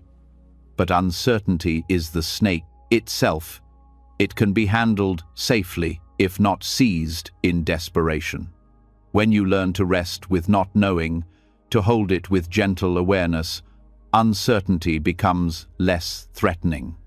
Life becomes less about control and more about presence. Over time, this practice changes the very texture of experience. Worry still appears, but it feels lighter, less sticky. The mind knows how to hold it. Just as a skilled handler no longer fears the snake's presence, the practitioner no longer fears anxiety. The appearance of worry becomes simply another aspect of life, not a crisis. Freedom grows not from erasing fear, but from mastering the way of meeting it. The Buddha's simile is not a warning of danger, but a promise of possibility. Worry need not poison your life. The bite comes only from clinging. With mindful distance, even the most frightening thought becomes harmless. This is the path of effortless living, not avoiding the snake, not denying its presence, but meeting it with the wisdom of right handling. In that skill, anxiety loses its power, and the heart rests in peace. When the snake is handled with mindful distance and the bite of worry loses its sting, another truth begins to show itself. Even when fear no longer poisons you, the mind still tends to reach forward, pointing itself towards signs, outcomes, and imagined destinations. This is the hidden engine of anxiety, a constant aiming at something that has not yet arrived. The Buddha called this tendency a subtle form of grasping, and he offered the path of apranihita aimlessness, or signless liberation, as the way to end it. To live without aim is not to drift without care, but to rest fully in presence, free from the anxiety that comes from chasing signs of the future. Anxious thought is almost always directed at something ahead. It projects into a conversation that has not happened, a result that has not been decided, a danger that has not appeared. This aiming feels like responsibility, but it is actually restlessness.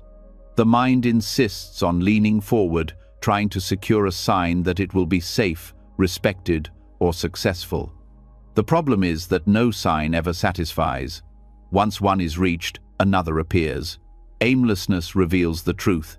Safety, respect, and success are not guaranteed by chasing signs. They are illusions fed by grasping. Aimlessness is not laziness. It is not abandoning care or responsibility. It is the freedom of letting go of the need for life to always confirm your projections. To practice it is to live without demanding that the next moment prove your worth, your safety, or your control. This is why the Buddha called it wishless liberation. Anxiety is fueled by wishing. Wishing for certainty, wishing for perfection, wishing for things to unfold according to plan. When wish is dropped, peace arrives instantly. Think about how often worry builds around outcomes. Before an exam, the mind points at a grade. Before a meeting, it points at approval.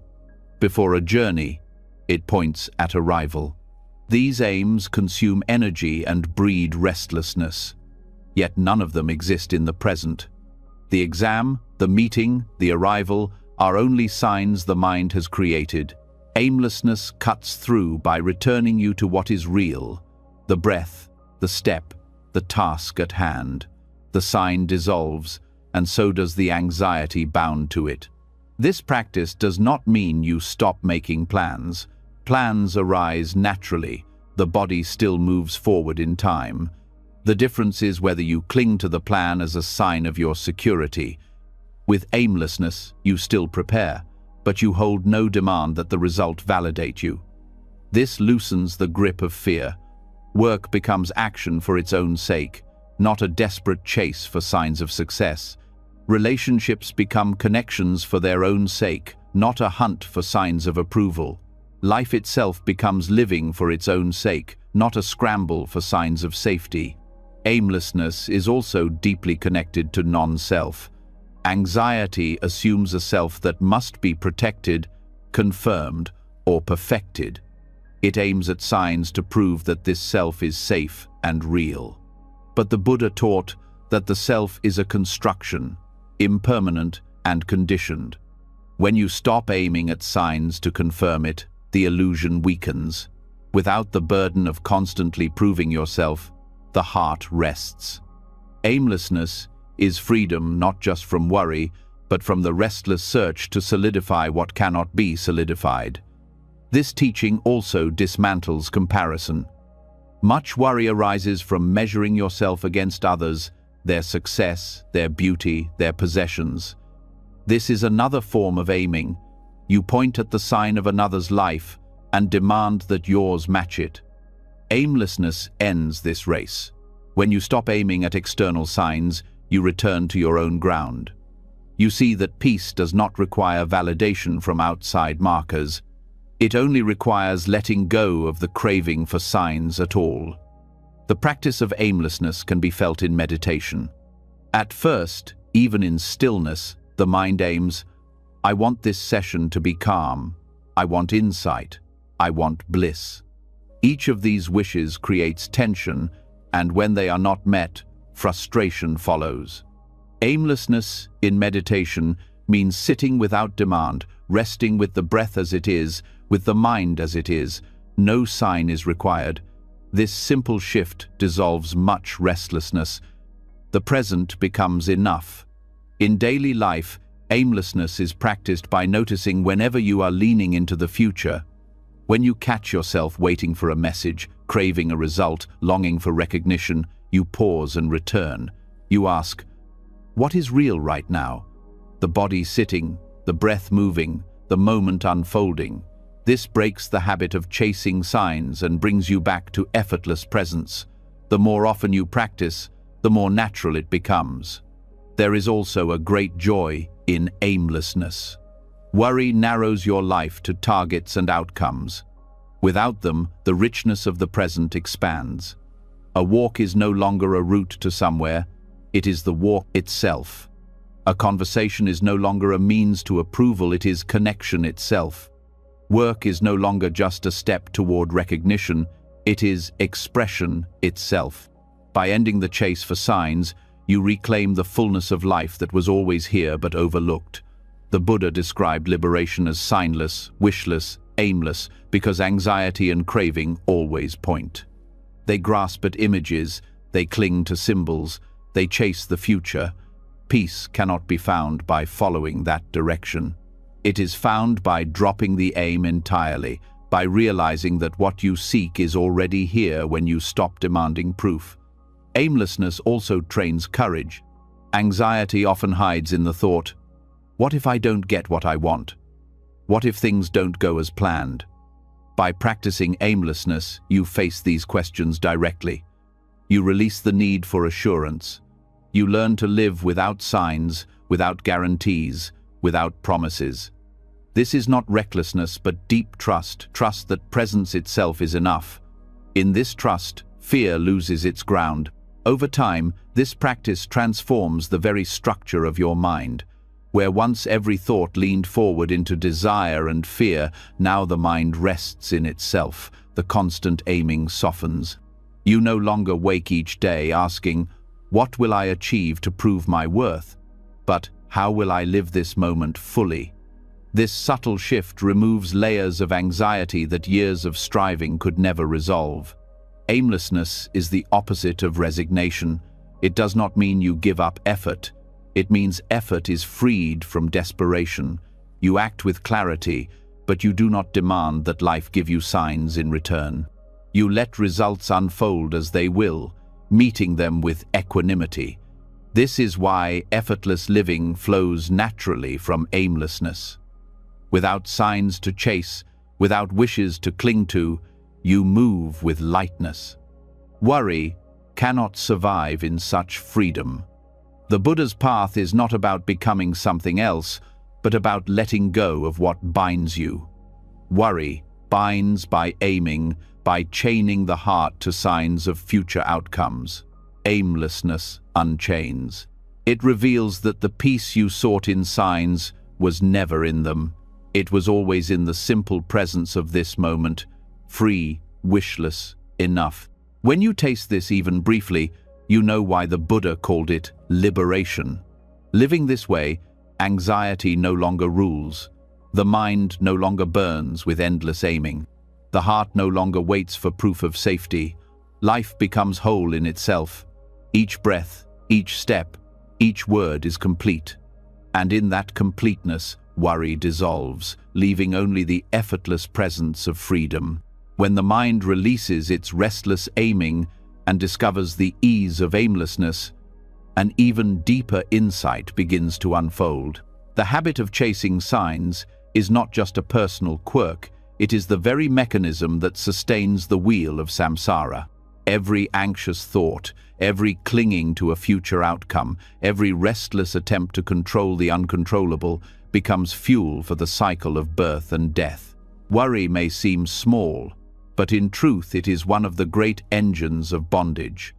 To let go of worry, even in small moments, is to weaken samsara itself and to point the heart toward nirvana. Samsara is not a place, but a process. It is the endless movement of craving, aversion, and ignorance that spins the wheel of becoming. Worry is one of its most subtle tools because it convinces you that agitation is necessary. It tells you that without fear, you will not survive, you will not be prepared, you will not succeed. This lie keeps you chained, feeding energy into the very cycle that exhausts you. The Buddha revealed that liberation is not attained by escaping the world, but by starving the forces that keep the wheel turning. Worry is one of those forces, and each act of release is an act of rebellion against samsara itself. Think of how worry sustains craving. Anxiety often begins with the thought that something is lacking, that you must secure safety, recognition, or stability. That lack creates craving. You reach, you grasp, you cling. Samsara thrives on this reaching. The more you feed it, the more it grows. By letting go of worry, you cut off the story of lack. You begin to rest in sufficiency, and in doing so, you stop turning the wheel with every thought. Worry also feeds aversion. It paints pictures of danger, rejection, and failure, and you respond by pushing against life. You resist the present, reject uncertainty, and fear loss. This resistance strengthens samsara because it deepens the illusion that peace can only come when conditions are perfect. Letting go of worry means ceasing to strike against life. You stop fighting shadows, and in that release, the aversive energy weakens. Samsara loses momentum when you no longer resist what is. Ignorance is the third root, and worry feeds it as well. Anxiety convinces you that your thoughts are reality, that your projections are truth. It hides impermanence and interdependence behind a curtain of fear. As long as you take these illusions as real, samsara continues. Mindfulness tears the curtain. Seeing worry as worry, seeing thought as thought, reveals its emptiness. This direct seeing is wisdom, and wisdom is what exhausts samsara at the root. The connection between worry and samsara can also be seen in the chain of dependent origination. Ignorance gives rise to formations, which give rise to consciousness, which leads to name and form, and so on until aging and death. Worry is a modern mask of this ancient chain. It is ignorance forming restless habits, consciousness grasping at projections, clinging leading to becoming. To let go of worry is to interrupt this chain. Even for a moment, when you rest without agitation, the cycle weakens. That pause is a taste of nirvana, the peace of non-becoming. Nirvana is often described as the extinguishing of a flame. Samsara is the burning of craving and fear, and worry is the smoke that suffocates you. Each act of release is like removing fuel from the fire. The flame weakens, the smoke clears. Nirvana is not a place you arrive at, but the exhaustion of this burning. When worry no longer finds soil, the fire of samsara fades, and what remains is peace that does not depend on conditions. This truth gives profound meaning to every small moment of practice. When you catch yourself spiraling in fear and you return to the breath, it may feel minor, but in truth, you are participating in the very exhaustion of samsara. When you refrain from feeding anxious stories, you are stepping closer to nirvana. The path is not built only on great insights or dramatic renunciations, it is built on the daily, patient refusal to keep spinning the wheel. This perspective also brings dignity to the practice of letting go. Worry often feels humiliating, as if being anxious is weakness. But when you see it in the light of the Dharma, the act of release becomes noble. To let go of worry is to align yourself with awakening. It is not a small victory, it is participation in the great work of liberation. Each time you resist feeding samsara, you affirm the possibility of freedom not just for yourself, but for all beings. Worry often convinces you that it is protecting you. In truth, it is protecting samsara. It guards the cycle, feeding it with your energy, keeping you from tasting the peace of release. By exposing this, the Buddha offered the greatest gift, the knowledge that you are not trapped forever. The wheel turns only because you give it fuel. Stop feeding it, and it slows. Let go completely, and it stops. Nirvana is described as the end of worry and lamentation. This is not metaphorical. The liberated one no longer circles in anxiety about future or past.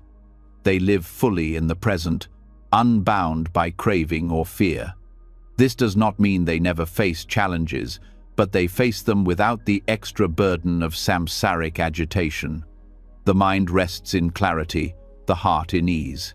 This is the exhaustion of samsara, not the destruction of life, but the destruction of the restless burning that distorts life.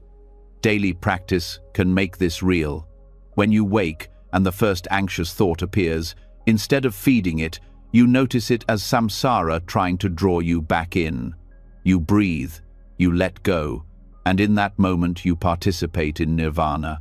When a difficult situation arises and you feel the surge of worry, you remind yourself, this is craving, this is fear, this is the wheel. You do not collapse into it, you return to presence. Each return is a moment of liberation. Over time, the effect compounds. Where once your life was a chain of anxious reactions, it becomes a flow of mindful responses. Samsara weakens, not because the world changes, but because you no longer fuel it with worry. This is the quiet revolution of the Dharma. Freedom arises not from changing external conditions, but from exhausting the internal fires.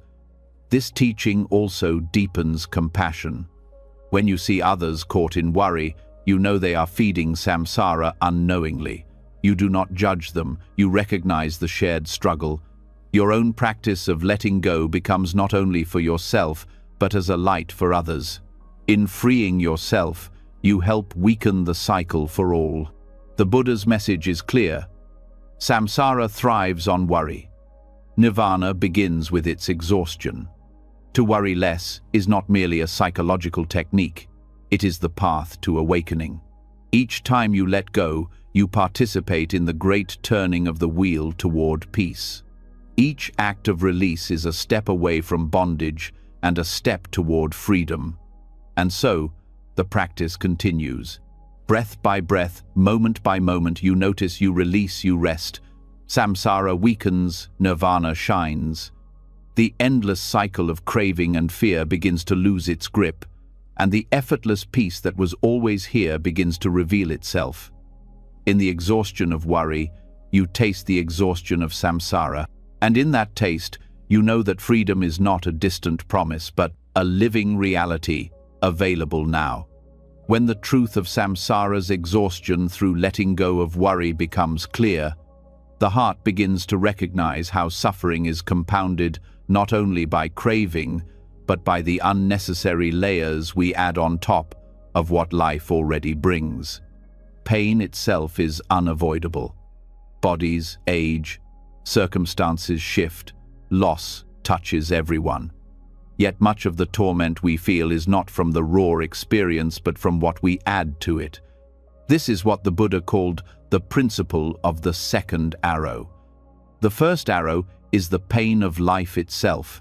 The second arrow is the one we fire into our own hearts through worry, fear, resistance, and self-judgment.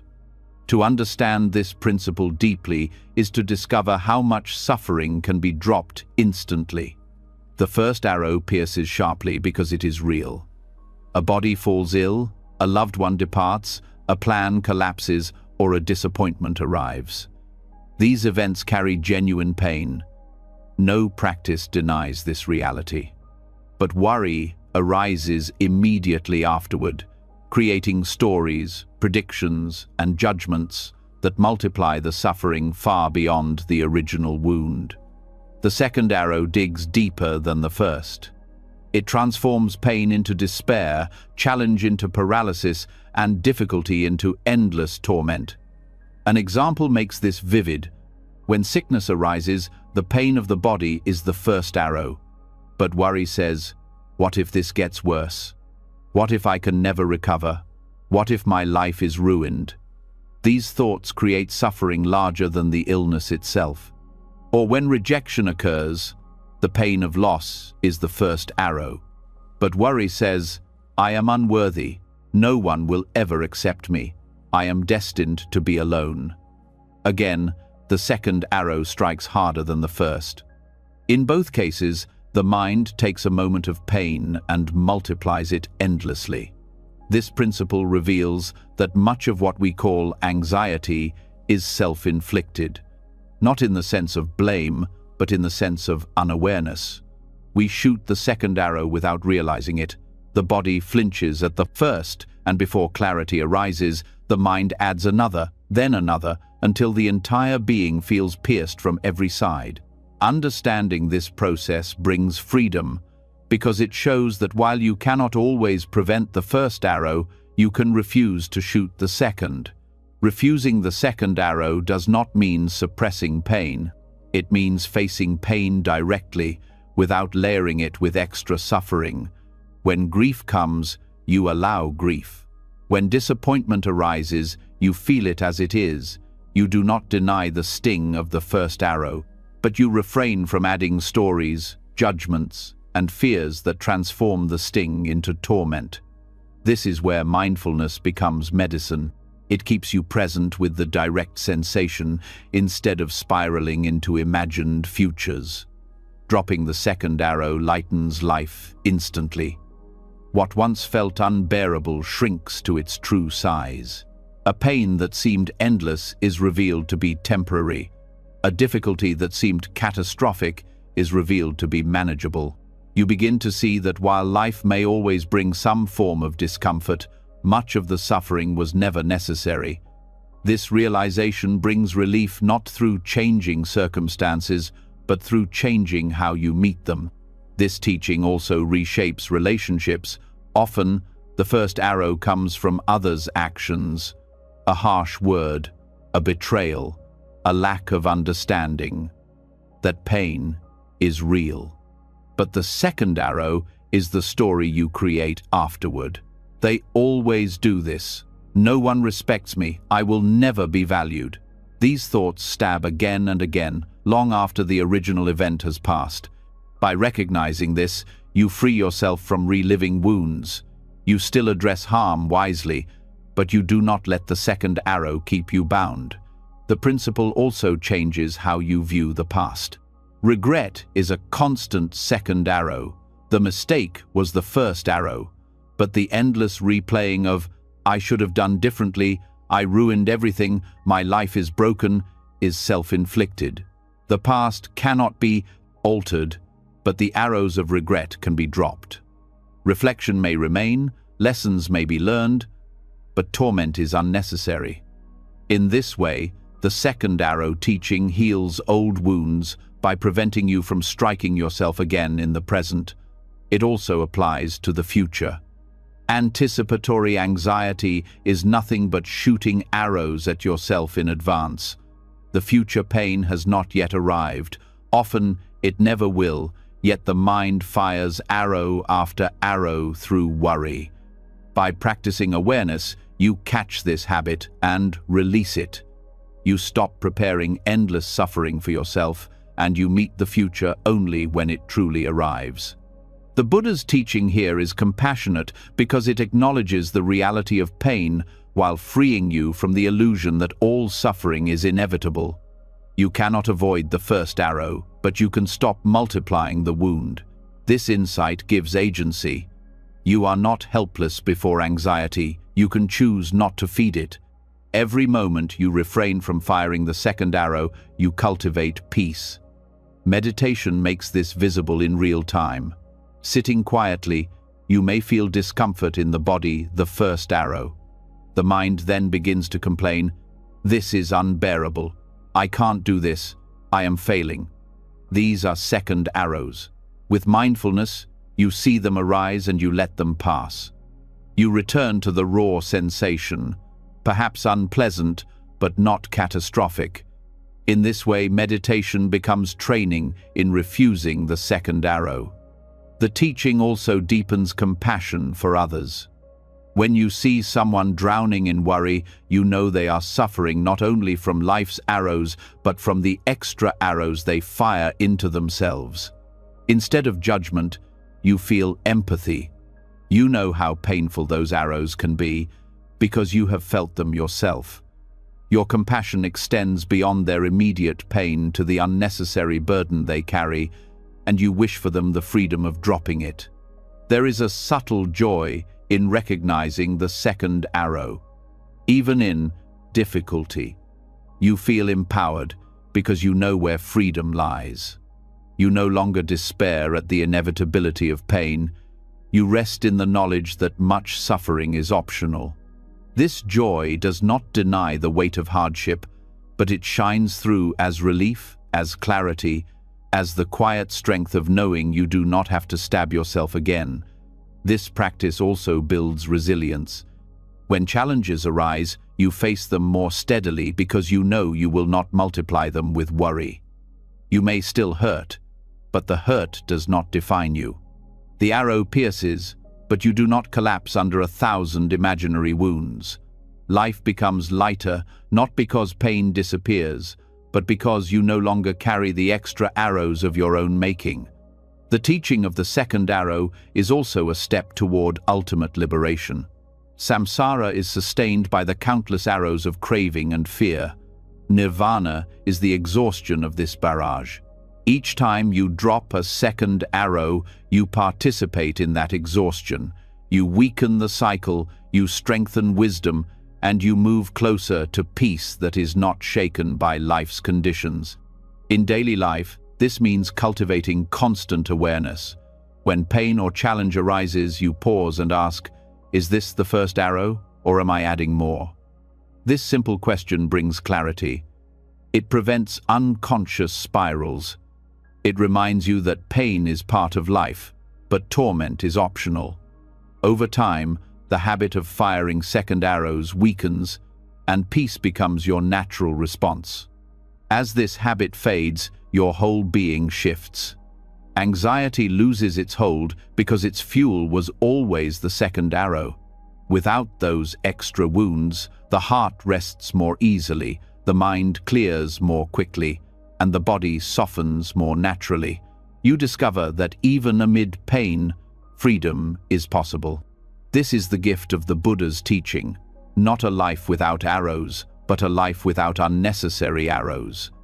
And in that life, worry dissolves, leaving space for clarity, compassion, and ease.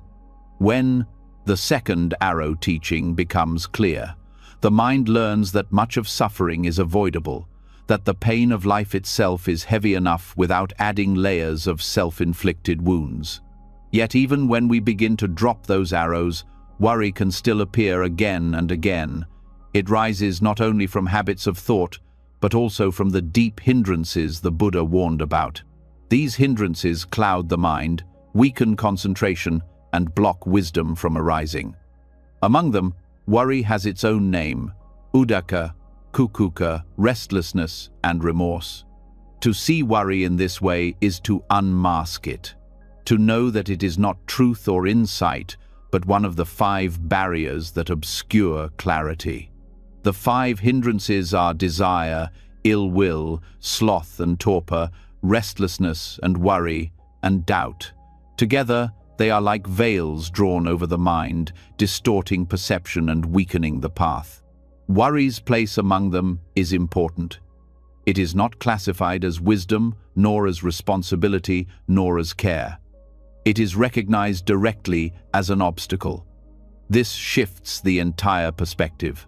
Instead of honoring worry as necessary, we learn to see it as a visitor that clouds vision.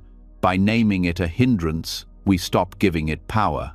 Restlessness, the first half of uddhacca, is the mind's refusal to settle. It leaps from thought to thought, from fear to fear, unable to rest in the present. Remorse, the second half of kukucca, is the mind's fixation on mistakes and regrets, chewing endlessly on what cannot be undone. Together, they form the agitation we call worry. When these two rise, the mind cannot enter stillness, cannot absorb, cannot see deeply. It is like trying to look into a pool of water while someone keeps stirring the surface. To work with worry as a hindrance, the first step is recognition. Without knowing its nature, you treat it as fact. When worry arises, you believe its stories. But when you know it as a hindrance, you begin to step back. You say, "This is uddhacca kukucca. This is restlessness and remorse, not truth." This simple recognition weakens its hold. It reframes the experience. Instead of an urgent command, worry becomes a known obstacle, a familiar cloud you need not obey. The Buddha offered many methods to overcome hindrances. For worry, one key method is calming the body and mind through attention to breath. Restlessness is movement, so the antidote is steadiness. As you focus on the breath, the body settles and the mind follows. This is not escape, but balance. By anchoring in the breath, you stop feeding the restless movements of thought. Over time, this practice teaches the mind that it can rest without danger. Another method is reflection on impermanence. Remorse clings to past mistakes as if they are fixed forever. But all phenomena, including actions and their effects, are impermanent. Conditions shift, consequences change, and new actions can create new patterns. By reflecting on impermanence, the sting of remorse softens. You recognize that no moment defines you eternally. Worry dissolves in the light of this truth. Worry as a hindrance also exposes its role in blocking deeper meditation. Concentration requires unification of mind, but worry scatters attention in every direction. Even small traces of restlessness prevent absorption. This is why the Buddha emphasized removing hindrances before entering deeper states. To free yourself from worry is not only to live with less anxiety, but also to prepare the ground for profound meditative joy. The placement of worry alongside desire, ill will, sloth, and doubt is also instructive. Each hindrance pulls the mind off balance in its own way. Desire pulls it forward into craving. Ill will pushes it into hostility. Sloth sinks it into dullness. Doubt paralyzes it with uncertainty. Worry pulls it sideways into agitation. Each one blocks clarity, and each one can be recognized and released. By seeing worry in this wider map, you recognize it not as unique to you, but as a universal challenge faced by all practitioners. This insight itself removes shame. The Buddha compared the hindrances to impurities in gold. Just as gold cannot shine when mixed with copper or lead, the mind cannot shine when covered with desire, anger, laziness, worry, or doubt. But when purified, gold glows brightly, and the mind too reveals its natural clarity. This image shows that the essence of the mind is not worry itself. Worry is only an impurity, removable, not permanent. Practical steps also support this process. Ethical living reduces remorse because the mind has fewer past actions to chew upon. Patience reduces restlessness because the mind learns to remain with what is instead of leaping ahead. Loving kindness counters self-judgment, turning the mind from harshness to gentleness. Each act of practice strengthens the conditions in which worry cannot thrive. Understanding worry as a hindrance also prevents you from mistaking it for moral duty. Many believe that to worry about others is to care.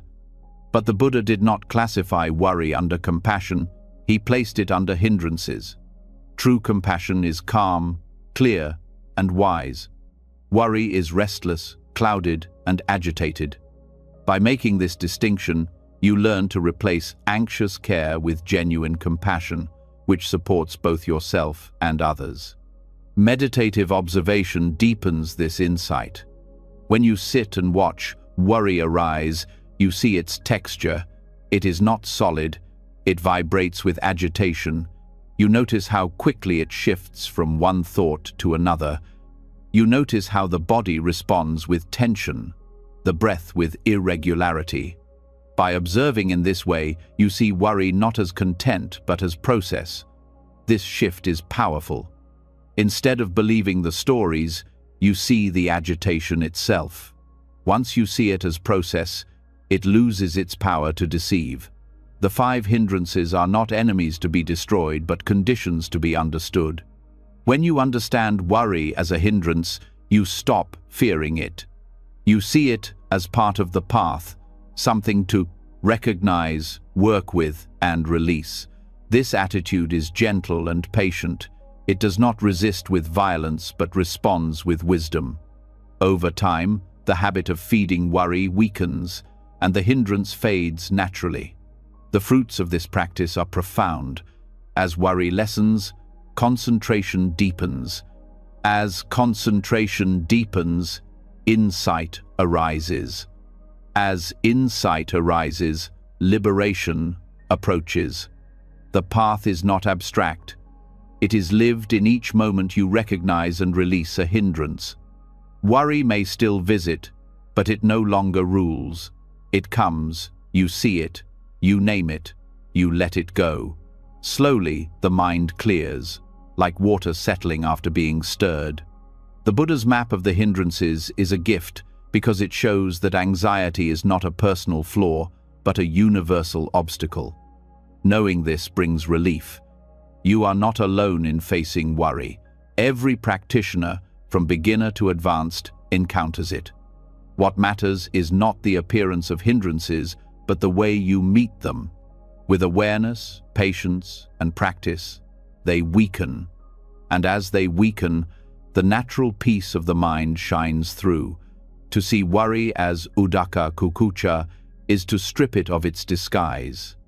It is no longer a sign of care, nor a mark of identity. It is simply a hindrance, temporary, impermanent, not self. And knowing this, you need not be its prisoner. You can recognize it, release it, and walk forward on the path with clarity. In this recognition, anxiety loses its authority, and the heart begins to taste the effortless freedom that the Buddha pointed toward. When worry is seen clearly as one of the 5 hindrances, its disguise as something useful begins to dissolve. It is no longer confused with care, wisdom, or responsibility, but recognized as a force that blocks clarity and peace. Yet there is another layer to uncover. Beneath the restless movements of worry lies a subtler root, craving. What feels like concern often masks a thirst for certainty, control, or reassurance. The Buddha called this root lobha, greed, or grasping. To see worry as a subtle form of greed is to strip away its final disguise and reveal why it clings so tightly to the heart. At first, the idea that worry is greed can feel strange. Greed is usually linked to possessions, wealth, or status, not to restless nights and racing thoughts. But greed is broader than material hunger. It is the urge to grasp, to cling, to demand reality conform to your desires. Worry is fueled by this urge.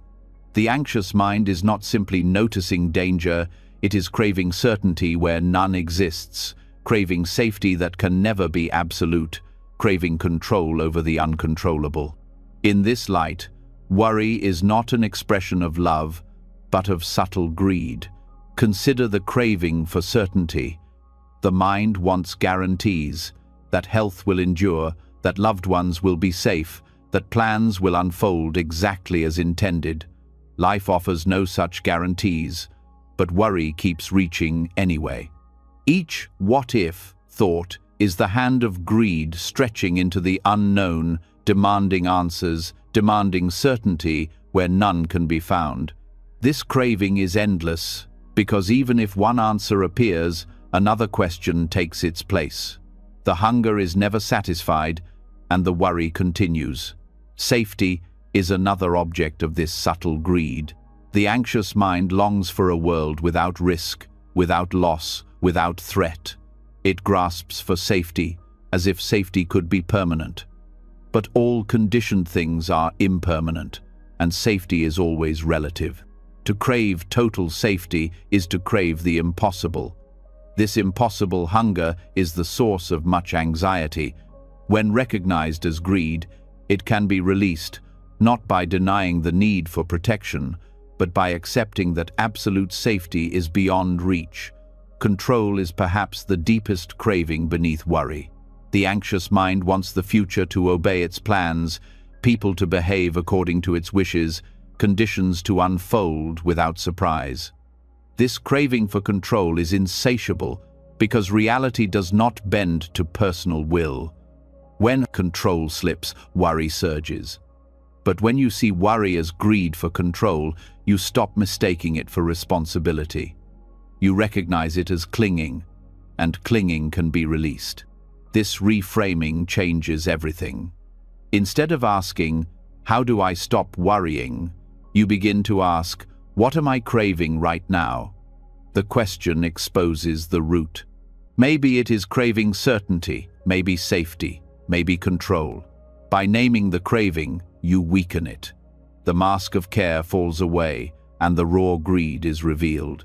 And once revealed, it becomes easier to let go. Recognizing worry as greed also dissolves shame.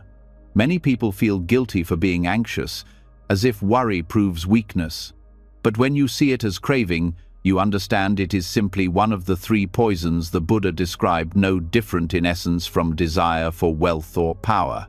It is not a personal flaw but a universal tendency. This insight frees you from self-blame and directs your energy toward practice. The antidotes to greed apply here as well. Generosity loosens the grip of craving. When you practice giving, you train the heart to release rather than cling. Patience undermines the hunger for certainty, teaching you to rest in not knowing. Equanimity counters the craving for control, reminding you that outcomes need not bend to your will for peace to exist. By cultivating these virtues, you starve worry at its root. Meditation reveals this truth directly. Sitting quietly, you notice how anxious thoughts feel like grasping hands. They reach into the future, trying to seize outcomes. They clutch at people and events, demanding they stay fixed. With mindfulness, you begin to feel the tension of this grasping. You notice how greed tightens the chest, quickens the breath, hardens the jaw. Then, when you release, the body softens, the craving drops, and with it, the worry dissolves. This insight also transforms how you relate to others. Worry about loved ones often feels like love, but it is frequently craving in disguise. You want them to be safe, to succeed, to avoid pain not only for their sake, but because their suffering threatens your sense of security. This is not pure compassion, but subtle greed for your own peace through their circumstances. True compassion accepts that you cannot control another's path. It offers care without clinging, love without grasping. This love is spacious, and in that spaciousness, worry fades. Worry about reputation is another example. The craving here is for certainty that others will think well of you, for control over their perceptions. But perception is beyond your command, shifting with each person's mind and mood. To crave control over it is futile, and worry thrives in that futility. When you see it as greed, you learn to release it. Your worth no longer depends on others' opinions, but on the clarity of your own heart. The Buddha described greed as a fire. Worry is one of its subtlest flames, often unnoticed because it hides behind care. But it burns the mind just the same. Each craving thought is fuel for the fire, and each act of release is water that cools it. Over time, as craving weakens, the fire of worry dims, and the coolness of peace spreads. This practice is not about rejecting the natural desire to avoid harm or to care for others. It is about distinguishing between wise care and greedy clinging. Wise care acts clearly in the present, doing what can be done, then releasing. Greedy worry clings to outcomes beyond control, replaying them endlessly. The difference is subtle but profound. One leads to peace, the other to endless agitation. Over time, the recognition of worry as greed reshapes the mind. You begin to notice cravings more quickly. Each time you catch yourself worrying, you ask, "What am I clinging to?" The answer reveals the craving, and the craving can be dropped. Slowly, the habit shifts. Anxiety, once automatic, becomes less frequent, less convincing, less powerful. The mind rests more often in ease, because the fires of greed no longer fuel it. This understanding also deepens insight into the nature of suffering itself. The Buddha taught that craving is the cause of suffering. By seeing worry as craving, you see directly how suffering arises. And by releasing worry, you see directly how suffering ends. This is not abstract theory but lived truth, felt in the quiet relief of letting go. In this way, worry becomes a teacher. Each time it appears, it points to what you are grasping. Each release becomes practice in the path of letting go. Slowly, you transform worry from poison into medicine, from hindrance into guidance. What once bound you becomes what frees you, because it continually points you back to the truth of craving and the possibility of release. To see worry as subtle greed is to strip it of its disguise and expose its root. Care becomes genuine when freed from clinging. Responsibility becomes clear when not tied to craving. Love becomes pure when not chained to control. And in this purity, worry has no place to grow. The heart rests, the mind clears, and life is lived not in restless craving but in effortless peace. When worry is uncovered as a subtle form of greed, craving certainty and control, the mind begins to recognize its hunger more honestly. Yet simply seeing the root is not enough. The heart also needs nourishment. Letting go of craving leaves a space, and unless that space is filled with something wholesome, the old habits return. This is where joy, or piti, enters the path. Far from being indulgence or distraction, meditative joy is medicine. It is the wholesome energy that displaces the restless habit of worry and heals the exhaustion left by years of grasping. The Buddha described joy as a natural factor of awakening. It arises when the mind rests in wholesome states, when attention settles, and when the burden of craving lightens. Unlike worldly excitement, which burns quickly and leaves emptiness, meditative joy is steady, calming, and deeply satisfying. It is not about chasing pleasure, but about cultivating an inner wellspring that sustains clarity. This distinction is crucial because worry thrives in a barren mind. Where there is no joy, anxiety finds easy soil. Where joy is cultivated, worry withers. The experience of meditative joy often begins subtly. As the breath steadies and the body softens, a lightness arises. The mind feels refreshed, as if washed clean. This joy is not tied to external events. It comes from release. Even a moment of letting go, a moment without clinging, sparks this joy. The heart recognizes the freedom, however brief, and responds with delight. Over time, this delight deepens, becoming a refuge more reliable than fleeting pleasures. Worry, by contrast, contracts. It tightens the chest, narrows attention, and drains vitality. Joy expands.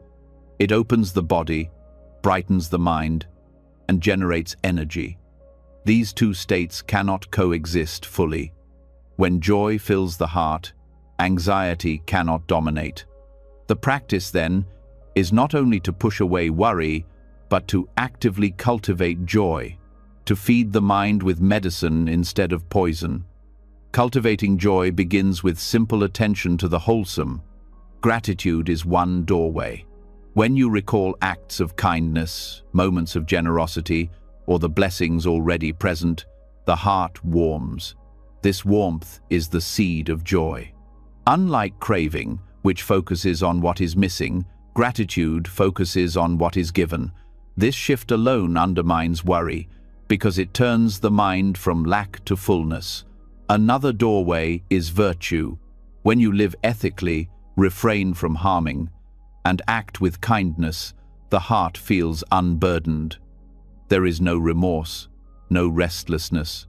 This purity generates natural joy, because the mind knows it is on stable ground. Worry thrives on doubt and regret. Virtue removes both, leaving space for joy to grow. Meditation deepens this process. When you rest attention on the breath, the body relaxes, and joy arises spontaneously. At first it may be fleeting, a wave of ease or a moment of delight, but with practice it stabilizes, spreading through the body like warmth through water. The Buddha described this as joy pervading every limb, saturating the whole being. This saturation displaces worry not through force but through fullness. There is simply no room left for agitation. Joy also arises through loving kindness. When you extend goodwill to yourself and others, the heart softens. Even toward those who have harmed you, when you wish them freedom from suffering, a subtle joy emerges. This joy is not giddy, it is serene, rooted in compassion. It grows stronger the more it is practiced, and as it grows, anxiety shrinks because the mind no longer circles around fear or hostility. It is important to note that joy is not escape. Some fear that cultivating joy in meditation is indulgent, turning away from the reality of suffering. But in truth, joy strengthens the mind for facing suffering. Just as a nourished body can endure illness better than a malnourished one, a joyful mind can meet pain without collapse. Joy does not deny difficulty, it provides the resilience to face it without drowning. The Buddha placed joy before tranquility and concentration in the path of awakening. This order is intentional. Without joy, the mind resists stillness, restless and agitated. Joy soothes restlessness, making tranquility possible. Tranquility then deepens concentration, and concentration opens to wisdom. Joy, therefore, is not optional, it is a crucial stepping stone. Worry disrupts this sequence, scattering the mind before tranquility can arise. By cultivating joy, you align with the natural unfolding of the path. Daily life offers endless opportunities for this practice. Joy can be cultivated in small moments, savoring the breath of morning air, feeling gratitude for a meal, sharing kindness with a stranger. Each moment of joy strengthens the mind against worry. Over time, these moments accumulate, reshaping habit. Where the mind once turned automatically to fear, it now turns naturally to joy. Even in the midst of hardship, joy can be found. It may not be exuberant, but it can be quiet and steady. The joy of resilience, of patience, of integrity. These are not diminished by difficulty. In fact, they shine more brightly in it. Recognizing this teaches that joy is not fragile but deeply rooted. It does not depend on everything going well. It depends on the heart aligning with the Dharma. Cultivating joy also transforms relationships. An anxious heart often projects fear onto others, creating tension and mistrust. A joyful heart radiates ease, creating connection and safety. Others feel this difference. Joy is contagious in the best way. It uplifts those around you, creating a cycle of peace that diminishes collective worry. In this way, your personal practice becomes a gift to the world. There is also wisdom in joy. When the mind is joyful, it sees more clearly. Anxiety clouds vision, exaggerating threats and hiding possibilities. Joy brightens perception, revealing balance and perspective. This clarity is not naive, it does not ignore danger, but it prevents the distortion that worry creates. Joy and wisdom together form a pair that undermines anxiety completely. Over time, joy becomes a refuge. When worry tries to arise, you turn to the practices that spark joy. Gratitude, loving, kindness, meditation on the breath, reflection on virtue. Each time you return, you strengthen the pathway. Eventually, joy becomes the default state, not through force, but through habit. Worry may still appear, but it cannot stay long in a heart saturated with joy. The Buddha often described liberated beings as radiant with joy. Their joy was not shallow pleasure, but the deep delight of freedom from clinging. To cultivate joy now is to walk in their footsteps, preparing the heart for liberation. It is to displace worry with the taste of freedom, even before final awakening. In the end, meditative joy is not a luxury. It is medicine for a restless world, a cure for the endless hunger of worry. By cultivating joy, you do more than feel better. You align with the very structure of the path. You weaken anxiety at its root, strengthen resilience for challenges, and open space for wisdom to shine. Each moment of joy is a moment of freedom, and in that freedom, the habit of worry loses its hold. This is how the path becomes not only bearable but radiant, not only disciplined but joyful, not only free of anxiety but filled with the lightness of peace. When the heart is nourished by meditative joy and anxiety loses its grip through the medicine of delight, another doorway to freedom begins to reveal itself. Joy lightens the burden, but worry often tries to creep back through complexity, through endless possessions, countless choices, and the weight of maintaining what we cling to. The Buddha pointed to a path where this burden is lifted, not by acquiring more, but by releasing. This is the monastic mind, a simplicity that does not depend on robes or monasteries, but on the inner renunciation of excess. To renounce is not to lose, it is to breathe again. It is to discover that owning less, both outwardly and inwardly, creates a natural, effortless state where worry cannot find soil. Worry thrives in the soil of complication. The more you own, the more you fear loss. The more roles you carry, the more identities you must defend. The more attachments fill the mind, the more restless it becomes. Monastic simplicity cuts through this tangle. It pares life down to essentials, not as punishment but as relief. With fewer possessions to protect, fewer desires to chase, fewer illusions to maintain, the heart rests. This rest is not laziness, it is freedom.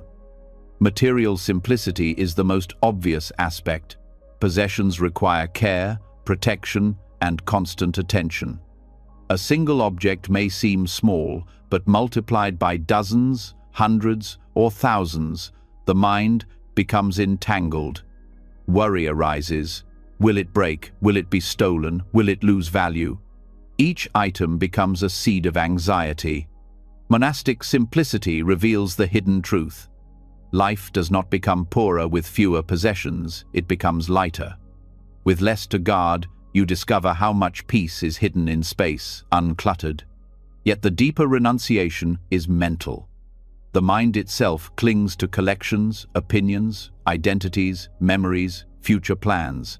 Each one is carried like luggage on a long journey. The more you carry, the slower and more painful the walk.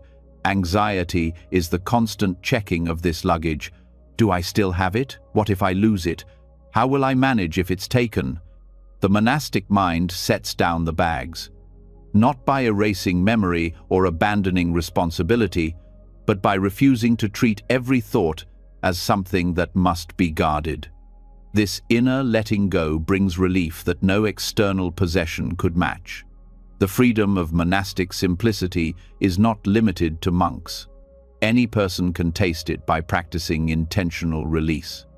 Begin with one possession, one demand, one attachment. Notice the space that opens when you let it go. That space itself is the medicine. Worry requires clutter, but in emptiness it cannot breathe. Each act of release is not deprivation, it is an offering of peace to yourself. Renunciation also reveals the illusion of ownership. Much worry arises from trying to control what can never truly be owned: time, reputation, even relationships. To cling to them as possessions is to set yourself up for endless anxiety. The monastic mind loosens this illusion. It recognizes that everything passes through, that nothing belongs to the self. When ownership is released, worry falls away because there is nothing left to lose. This simplicity extends into daily rhythms. Monastic life follows clear patterns, periods of meditation, work, study, and rest. These rhythms reduce decision fatigue, which is itself a cause of worry. Modern life often overwhelms with choices. What to wear, what to eat, where to go, how to spend time. Each choice becomes a seed of anxiety. Monastic simplicity removes excess choice, creating freedom within structure. This does not require joining a monastery. It can be practiced in any home by creating steady routines. Stability calms restlessness, and worry finds less room to grow. The Buddha often spoke of renunciation as joy. Far from being grim austerity, it is the delight of being unburdened. The person who owns less is freer to move, freer to rest, freer to focus on what matters. The one who clings less mentally is freer to listen, freer to learn, freer to love. This is why renunciation is not loss but relief. It is discovering that you can live fully without being owned by what you own. Simplicity also deepens concentration.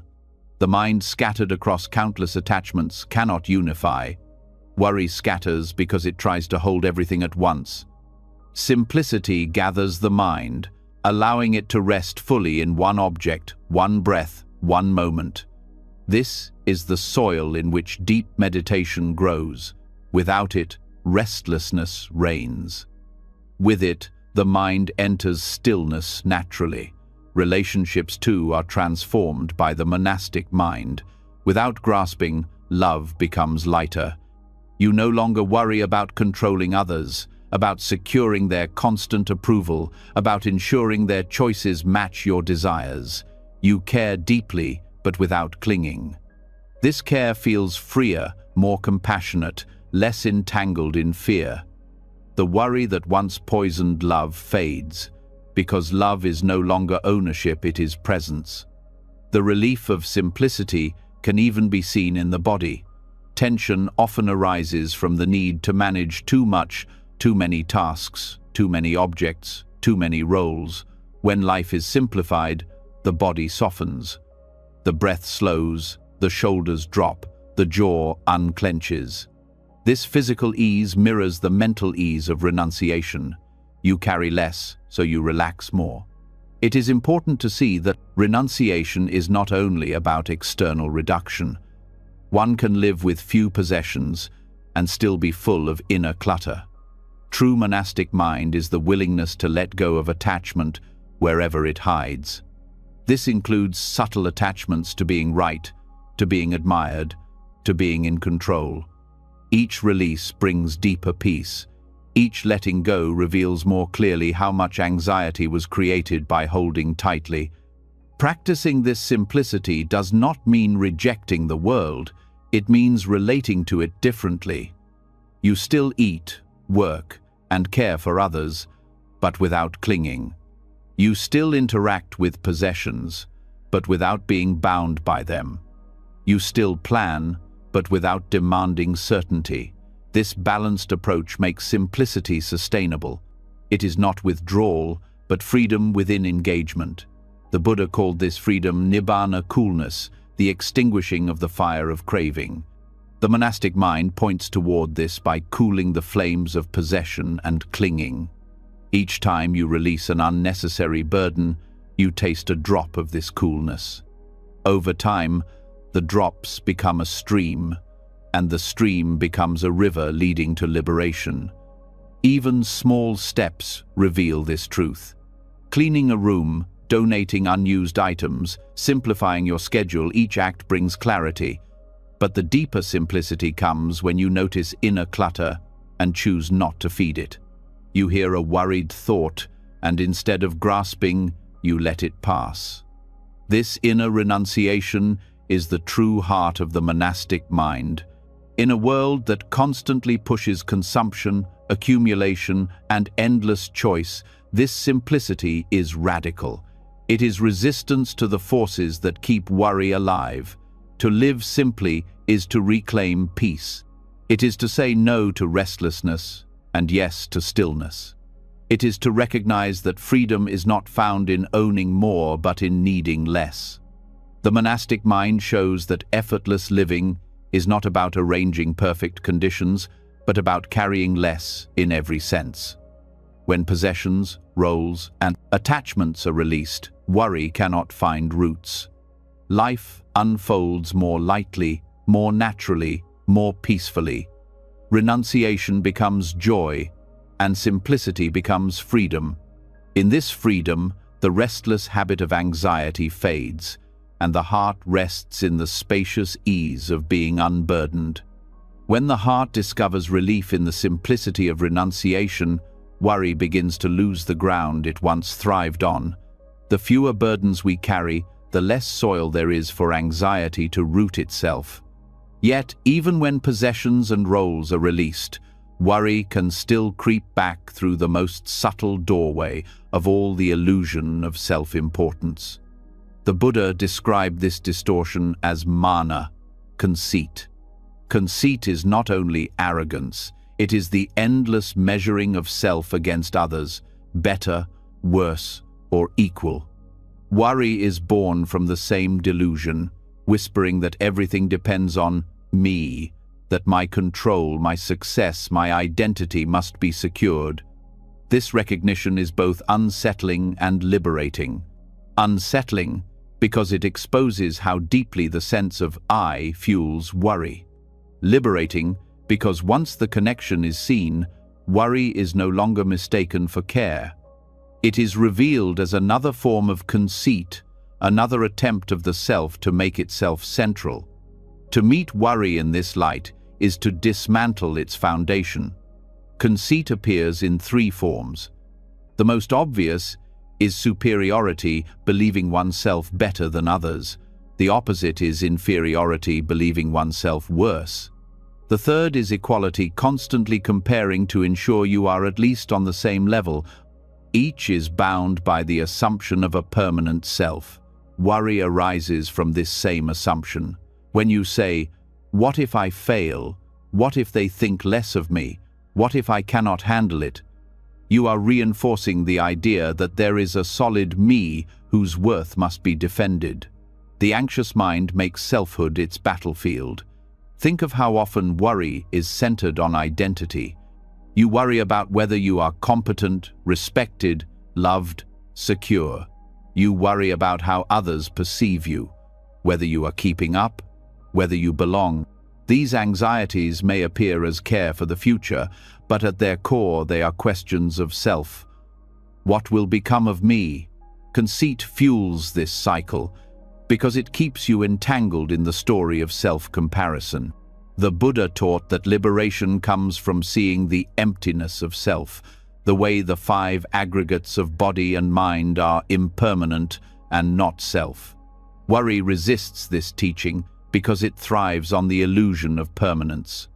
It insists, I must survive, I must be approved, I must control. In truth, the self that worry protects is constantly shifting, never stable. To cling to it is like clinging to smoke. Conceit strengthens the illusion. Wisdom reveals its emptiness. Recognizing worry as conceit changes how you respond. Instead of feeding the anxious stories, you ask, who is this I that everything depends on? The question itself exposes the illusion. You see that the body is changing, thoughts are flowing, emotions are rising and passing. There is no fixed self at the center. Without a fixed self, the idea that everything depends on me collapses. And when that illusion collapses, the anxiety built upon it dissolves. This does not mean you abandon responsibility. Action still happens, choices are still made, care is still offered, but the weight shifts. You no longer carry the conceit that you are the sole controller of outcomes. You participate as one condition among many. This humility removes the pressure of self-importance, and worry loses its grip. Consider how much anxiety is tied to superiority. The need to prove yourself better creates endless worry about performance, recognition, and success. Conceit drives you to achieve not for the sake of the task, but for the sake of self-image. When you see this, you recognize worry as the shadow of conceit. By releasing superiority, you also release the anxiety it generates. Inferiority fuels worry in a different way. The belief that you are worse than others creates fear of judgment, fear of exposure, fear of not being enough. Worry circles endlessly. They will see I am weak, I will never measure up, I am unworthy. This too is conceit, because it centers on me just as much as superiority does. Seeing worry as conceit reveals that even feelings of inferiority are another form of self-centeredness. Letting go is not about inflating the self, but about dissolving its centrality altogether. Even equality, the constant comparing to ensure balance, breeds worry. You fear falling behind, fear being outdone, fear losing status. Conceit whispers, at least stay equal. Anxiety follows. Am I keeping up? This subtle comparison keeps the self at the center, feeding the restless mind. True freedom is not found in being superior, inferior, or equal. It is found in stepping out of comparison altogether. The practice to dissolve conceit is the same practice that dissolves worry. Mindfulness of impermanence and non-self. Each time you notice worry saying, "It all depends on me," you turn to the aggregates. You see the body changing, the breath moving, thoughts rising and falling. You see that what you call me is only conditions unfolding. With this vision, conceit weakens, and as conceit weakens, worry loses its foundation. Meditation is a direct laboratory for this practice. Sitting quietly, you may feel worry arise about whether you are meditating well. This is conceit. I should be better than this. I am worse than others. I am equal to none. By noticing this, you release it. You return to the breath, to presence, to the simple awareness that needs no self to validate it. Over time, this practice trains the mind to drop both conceit and the worry it produces. The Buddha often described the conceit, "I am," as one of the last fetters to fall before final liberation. This shows how subtle and deep it is. Worry, too, can persist even in advanced practice because it hides within this conceit. By seeing the two as linked, you bring clarity to one of the deepest roots of suffering. The more you dissolve self-concern, the more worry fades. This insight also transforms relationships.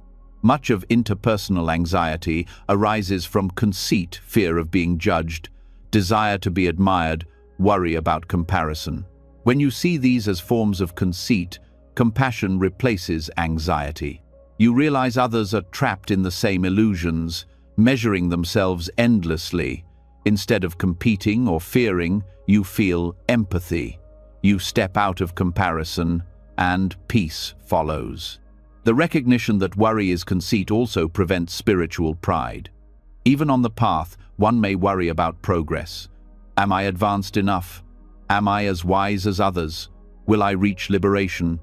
This is conceit wearing spiritual robes. Seeing it clearly prevents the trap of comparing even spiritual attainment. Practice becomes purer, free from the anxiety of measurement. Over time, the habit of self-concern weakens. Worry may still appear, but you see it instantly as the whisper of conceit. You no longer mistake it for truth. You no longer let it command your energy. Instead, you let it pass, knowing it has no foundation in reality. Each act of release deepens freedom. The Buddha's words are clear. Conceit says, "I am better, I am worse, I am equal." Worry whispers, "It all depends on me." Both are delusions of self. To see this is to cut worry at its root. It is to free the heart not only from anxiety, but from the illusion that sustained it. And in that freedom, you discover what the monastic mind, the joyful heart, and the path of release have been pointing toward all along. The effortless peace of life lived without the burden of self. When worry is exposed as a voice of conceit, whispering that everything depends on me, the illusion of self is seen as the root of much suffering. Yet even after the idea of self is questioned, the anxious thoughts still rise and fall, sometimes with great force. The key to loosening their grip is not fighting them, but observing their nature directly. The Buddha pointed again and again to anicca impermanence as the truth that sets the heart free. Every fear, no matter how sharp, fades if it is watched with awareness. To see impermanence firsthand is to see that worry has no lasting power. Fear feels permanent in the moment. An anxious thought can seem like a heavy stone dropped into the chest, immovable and absolute. But when observed closely, it is not stone at all. It is a ripple, already shifting. The tightness in the chest changes, the racing thoughts alter, the sensations rise and pass. Fear is not fixed, it is movement. Worry is not a prison wall, it is a wave already dissolving.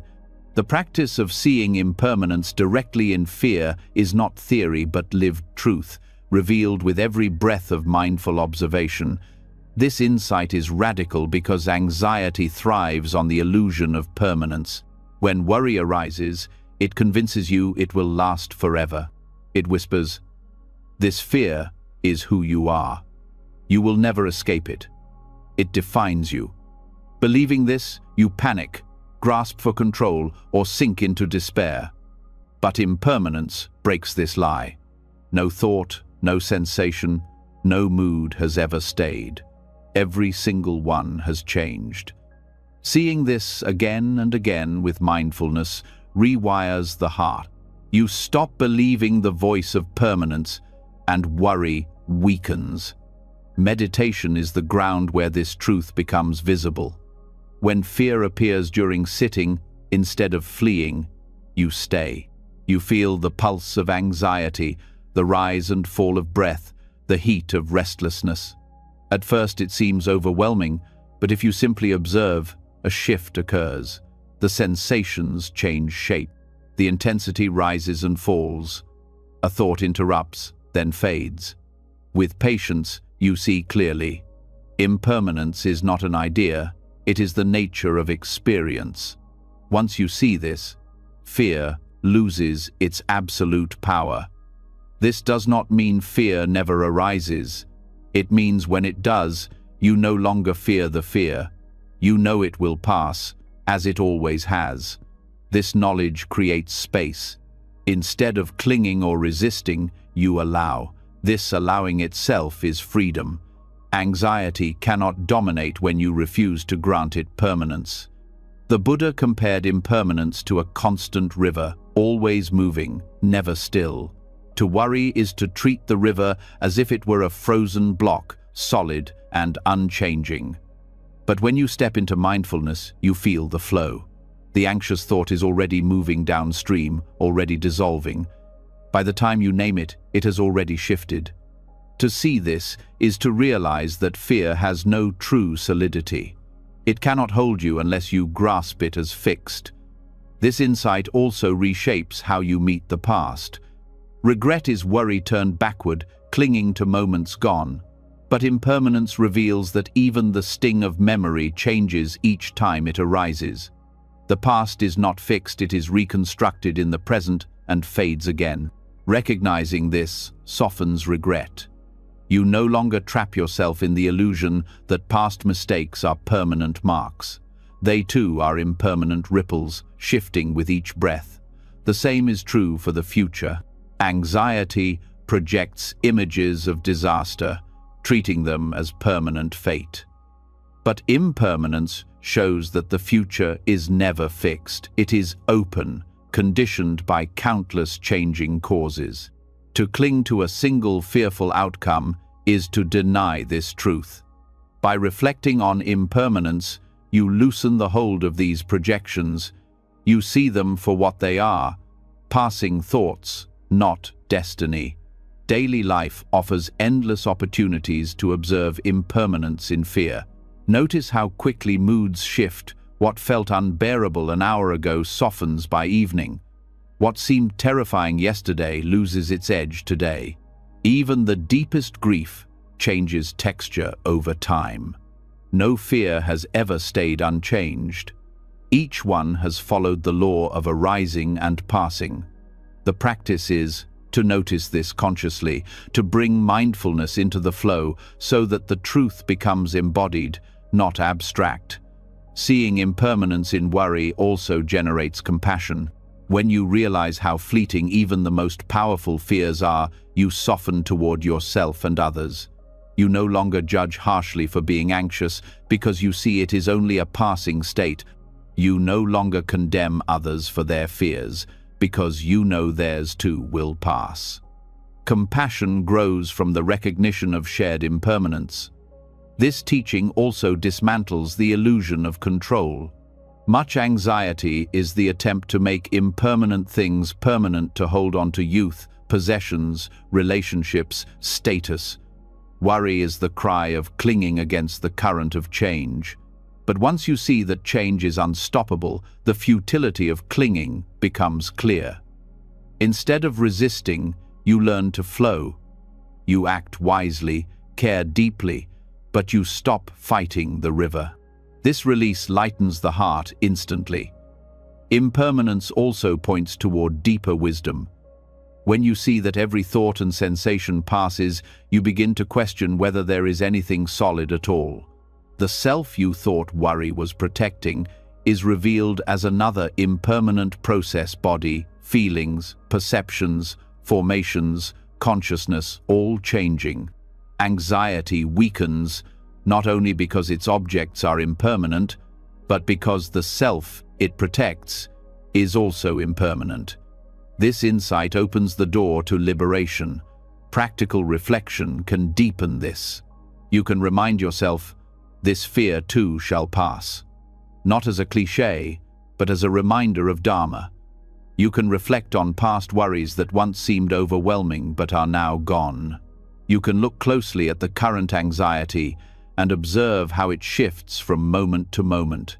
These reflections train the mind to trust impermanence, to rest in the knowledge that nothing, not even fear, can stay. As this trust grows, life changes. You no longer cling desperately to pleasant states because you know they too will pass. You no longer resist unpleasant states because you know they will fade. You live with balance, meeting each moment with calm. This balance is the fruit of seeing impermanence everywhere, especially in fear. Worry loses its foundation and peace arises naturally. The Buddha said that to see impermanence is to see the Dharma, and to see the Dharma is to see liberation. This is not poetry, but direct instruction. When you see impermanence in every fear, you are seeing the Dharma itself. You are living the path of release. Anxiety cannot dominate a mind that knows every thought is already passing, every fear already dissolving. In this way, worry becomes a teacher. Each time it arises, it offers the chance to observe impermanence directly. Each time you watch it fade, you confirm the truth. Slowly, confidence grows not in the illusion of control, but in the reality of change. This confidence is unshakable because it is grounded in direct experience. With this wisdom, life becomes lighter. Fear still visits, but it cannot stay. Anxiety still arises, but it cannot rule. The mind rests in the flow of impermanence, knowing that nothing binds forever. In that resting, freedom shines. The restless habit of worry dissolves, replaced by the calm certainty that all things, even fear itself, are passing waves in the endless river of change. When impermanence is seen clearly in every fear, the grip of anxiety loosens because nothing is taken as lasting or absolute. The heart softens into the flow of change and no longer fights against it. Yet another subtle current continues to trouble the mind, the restless search for more. Even when fear fades, the craving for just a little extra returns: more safety, more wealth, more recognition, more certainty. This craving feeds the endless cycle of calculation, keeping the mind trapped in the future. The Buddha offered a direct antidote to this restlessness in the teaching of Santuti, contentment, the Dharma of enough. Knowing deeply that this is enough dissolves anxious striving and frees the heart from worry. Worry grows wherever the soil of discontent is fertile. The thought that what I have is not sufficient generates constant measuring. Do I have enough money, enough love, enough ability, enough respect? Each measurement carries anxiety, because no matter the answer, craving whispers for more. This is the hunger that never rests, the endless pursuit that fuels fear of loss and failure. Contentment uproots this cycle by affirming that peace is not found in gaining more, but in recognizing the sufficiency of what already is. The Buddha praised contentment as the true wealth of practitioners. A person may possess riches, but live in poverty of mind if they are never satisfied. Another may have little but live like a sovereign if they rest in the knowledge of enough. Worry does not arise from what is possessed, but from how the mind perceives it.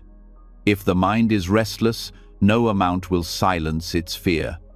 If the mind is content, even the simplest life glows with freedom. To cultivate contentment, one begins by reflecting on the basics that sustain life. The body is clothed, hunger is met, shelter is provided, breath continues. These fundamental supports, when recognized, generate gratitude. Gratitude is the doorway to contentment. Worry fades in gratitude because it cannot coexist with the restless hunger for more. Each time you pause to say, "This is sufficient," you close the door to anxious calculation. Contentment does not mean passivity. It does not mean refusing to act or improve. It means acting from clarity rather than from restless craving. You may work toward goals, but you do not hinge your peace on their attainment. You may care for loved ones, but you do not tie your worth to their approval. You may earn money, but you do not enslave your mind to the endless chase for more. In this balance, worry fades because the heart no longer makes its peace conditional on future outcomes. Anxiety often disguises itself as responsibility. The mind insists, "If I stop striving, everything will collapse." But this is fear, not wisdom. The Dharma of enough reveals that peace and responsibility can coexist. When you act from contentment, you actually act more wisely, because your judgment is not clouded by desperation. Worry narrows the view, exaggerates threats, and distorts possibilities. Contentment opens perspective, allowing clear decisions rooted in balance. In meditation, contentment is essential. Without it, the mind grasps for special experiences, restless for progress, anxious about results. With contentment, each breath is enough, each moment of awareness sufficient. This shift transforms meditation from a struggle into a refuge. The same principle applies to life. When the mind rests in enough, every moment becomes sanctuary. Contentment also heals relationships. Much of relational anxiety comes from craving others to be more attentive, more affectionate, more aligned with your desires. This craving fuels disappointment and fear. When you cultivate enough, you release this hunger. You appreciate what is given rather than tormenting yourself with what is absent. This acceptance opens space for genuine connection, free of anxious demand. The Buddha taught that craving is the root of suffering. Worry is one of its fruits. By cultivating enough, you weaken craving at the root, and the fruit of anxiety no longer ripens. This practice is not a one-time decision, but a daily cultivation. Each time you pause to recognize sufficiency, you strengthen the habit of enough. Each time you resist the urge to measure against others, you feed peace instead of fear. Even in hardship, contentment can be practiced. It does not deny pain or difficulty, but affirms sufficiency in the essentials. A body in pain can still breathe. A life in challenge can still find kindness. A heart in loss can still know compassion. These recognitions anchor contentment even when conditions are not ideal. This anchoring prevents worry from overwhelming the mind, because the foundation of enough remains intact. The Dharma of enough also cuts through comparison. Anxiety often blooms in the shadow of others, seeing their success, their beauty, their possessions, and feeling insufficient. But contentment dissolves this shadow by affirming, "My life as it is contains enough." The race of comparison loses meaning. Peace arises not by winning, but by stepping out of the race altogether. Gratitude practices strengthen this insight. Each day, reflecting on what sustains you shifts attention from lack to abundance. Worry feeds on lack. Gratitude feeds contentment. Over time, the habit of noticing sufficiency becomes natural. The mind rests more easily, no longer spinning calculations of what might be missing. Contentment also brings joy, not the fleeting joy of acquisition, but the deep joy of release. When you stop demanding more, you discover the quiet delight of simply being. This joy strengthens resilience, because it does not depend on conditions. Worry cannot uproot a joy that rests on the foundation of enough.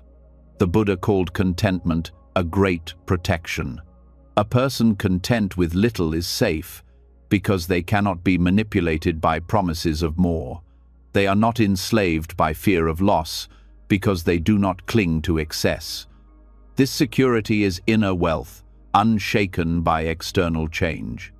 Anxiety thrives on vulnerability to loss. Contentment is the shield that renders such threats powerless. Ultimately, the Dharma of enough is a direct path to liberation. It undermines the restless craving that fuels samsara.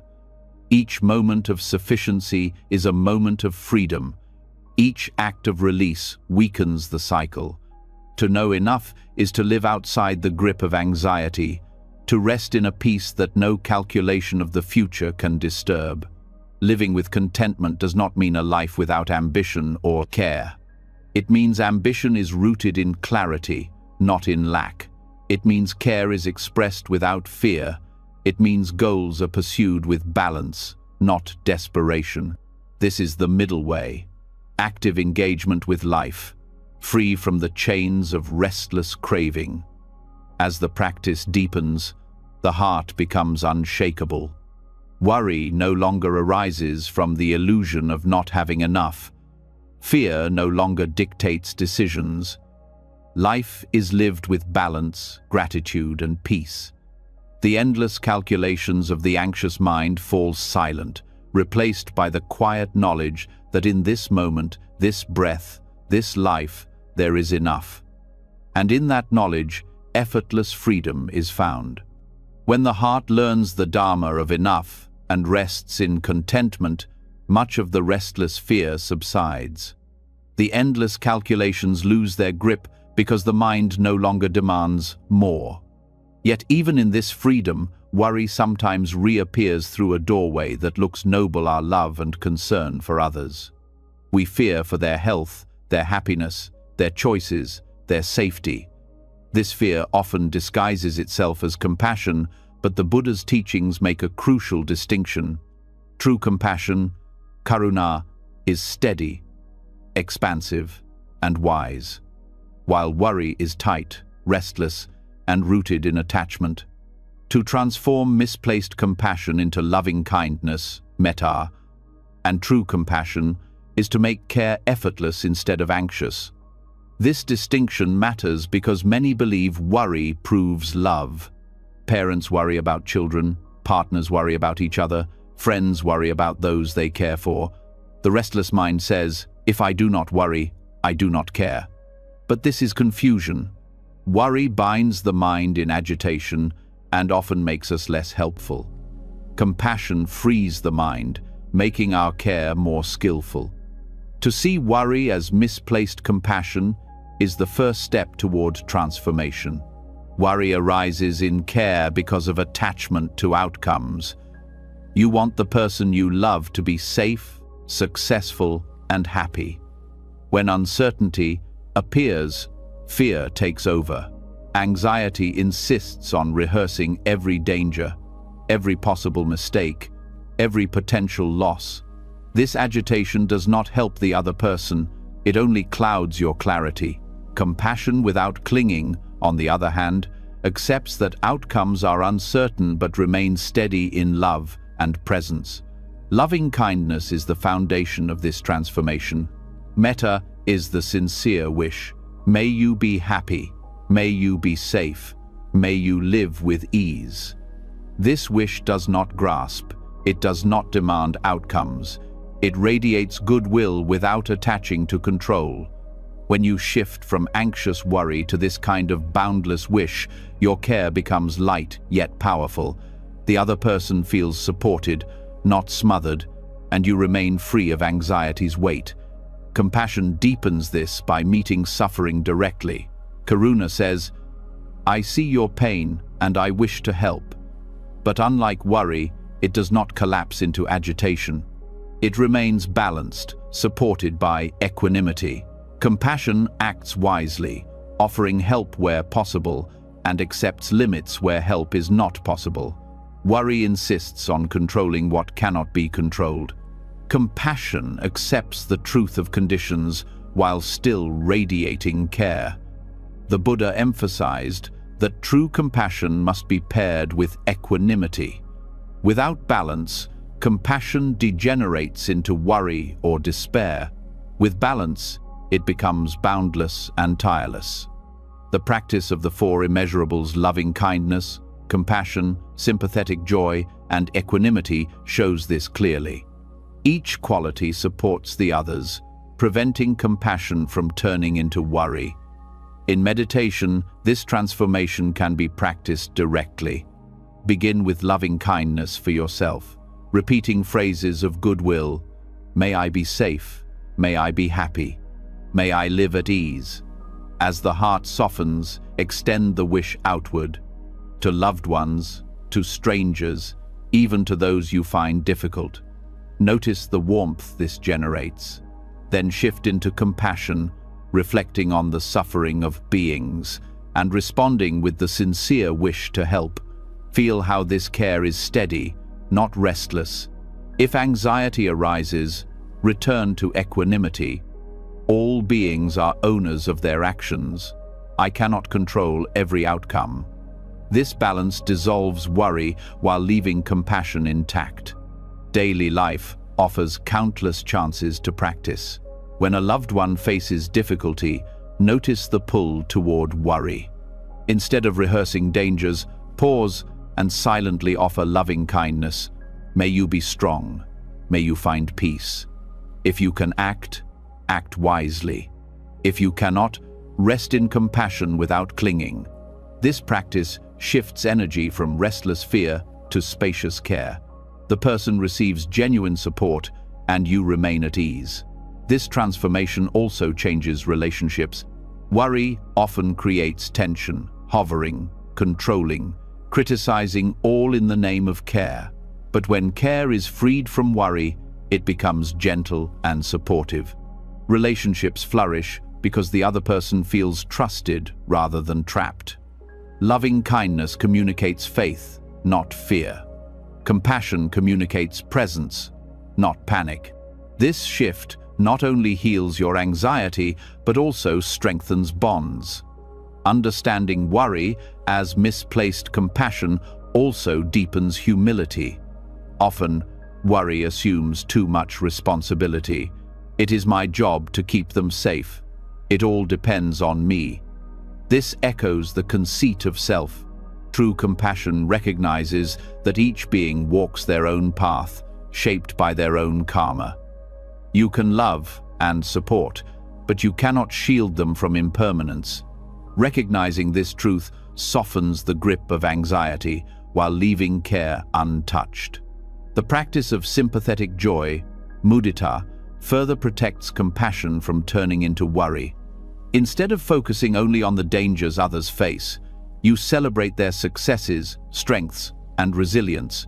This shifts attention from fear to appreciation. When you see others as capable and resilient, worry weakens. Compassion becomes encouragement instead of anxiety. Equanimity, upekkha, completes the balance.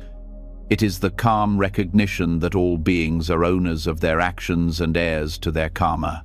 You cannot live another's life for them. Equanimity does not mean indifference, it means care without clinging. When you hold compassion in this balance, worry cannot arise. You remain steady in love without being consumed by fear. This teaching also protects you from burnout. Worry drains energy quickly, leaving you exhausted and resentful. Compassion nourishes energy because it is fueled by love, not fear. Practitioners who cultivate compassion with equanimity can care tirelessly without being consumed. This is why the Buddha praised compassion as a path to liberation, not as a burden. Over time, practicing this shift changes how you view the world. Instead of seeing endless dangers for those you love, you see endless opportunities to radiate goodwill. Instead of being trapped in restless anxiety, you participate in the boundless compassion of the Dharma. Worry no longer masquerades as love, because you know what true love feels like: steady, kind, fearless. This transformation is not immediate. The habit of equating worry with care runs deep, but each time you pause and redirect energy from restless anxiety to loving kindness, you weaken the old habit and strengthen the new. Slowly, the heart learns to care without clinging. Slowly, compassion becomes effortless. The Buddha's path does not ask you to stop loving, it asks you to love more wisely. Worry is narrow and heavy. True compassion is vast and light. When you let go of misplaced compassion and cultivate metta and karuna, you free yourself from anxiety and offer others the gift of your presence. This is care that heals instead of harms, support that steadies instead of smothers. In the end, worry disguised as compassion is still worry. It feeds restlessness and fear. True compassion frees both giver and receiver. By transforming anxious care into loving kindness and balanced compassion, you dissolve one of the most stubborn roots of worry. What remains is effortless presence, boundless love, and the peace of a heart aligned with the immeasurable qualities the Buddha praised. You've walked through the heart of these teachings, step by step, peeling back every disguise worry wears. You've seen how it hides as concentration gone wrong, as craving to become, as false control, as karmic residue, as compassion twisted by attachment, as conceit, as craving for certainty and safety.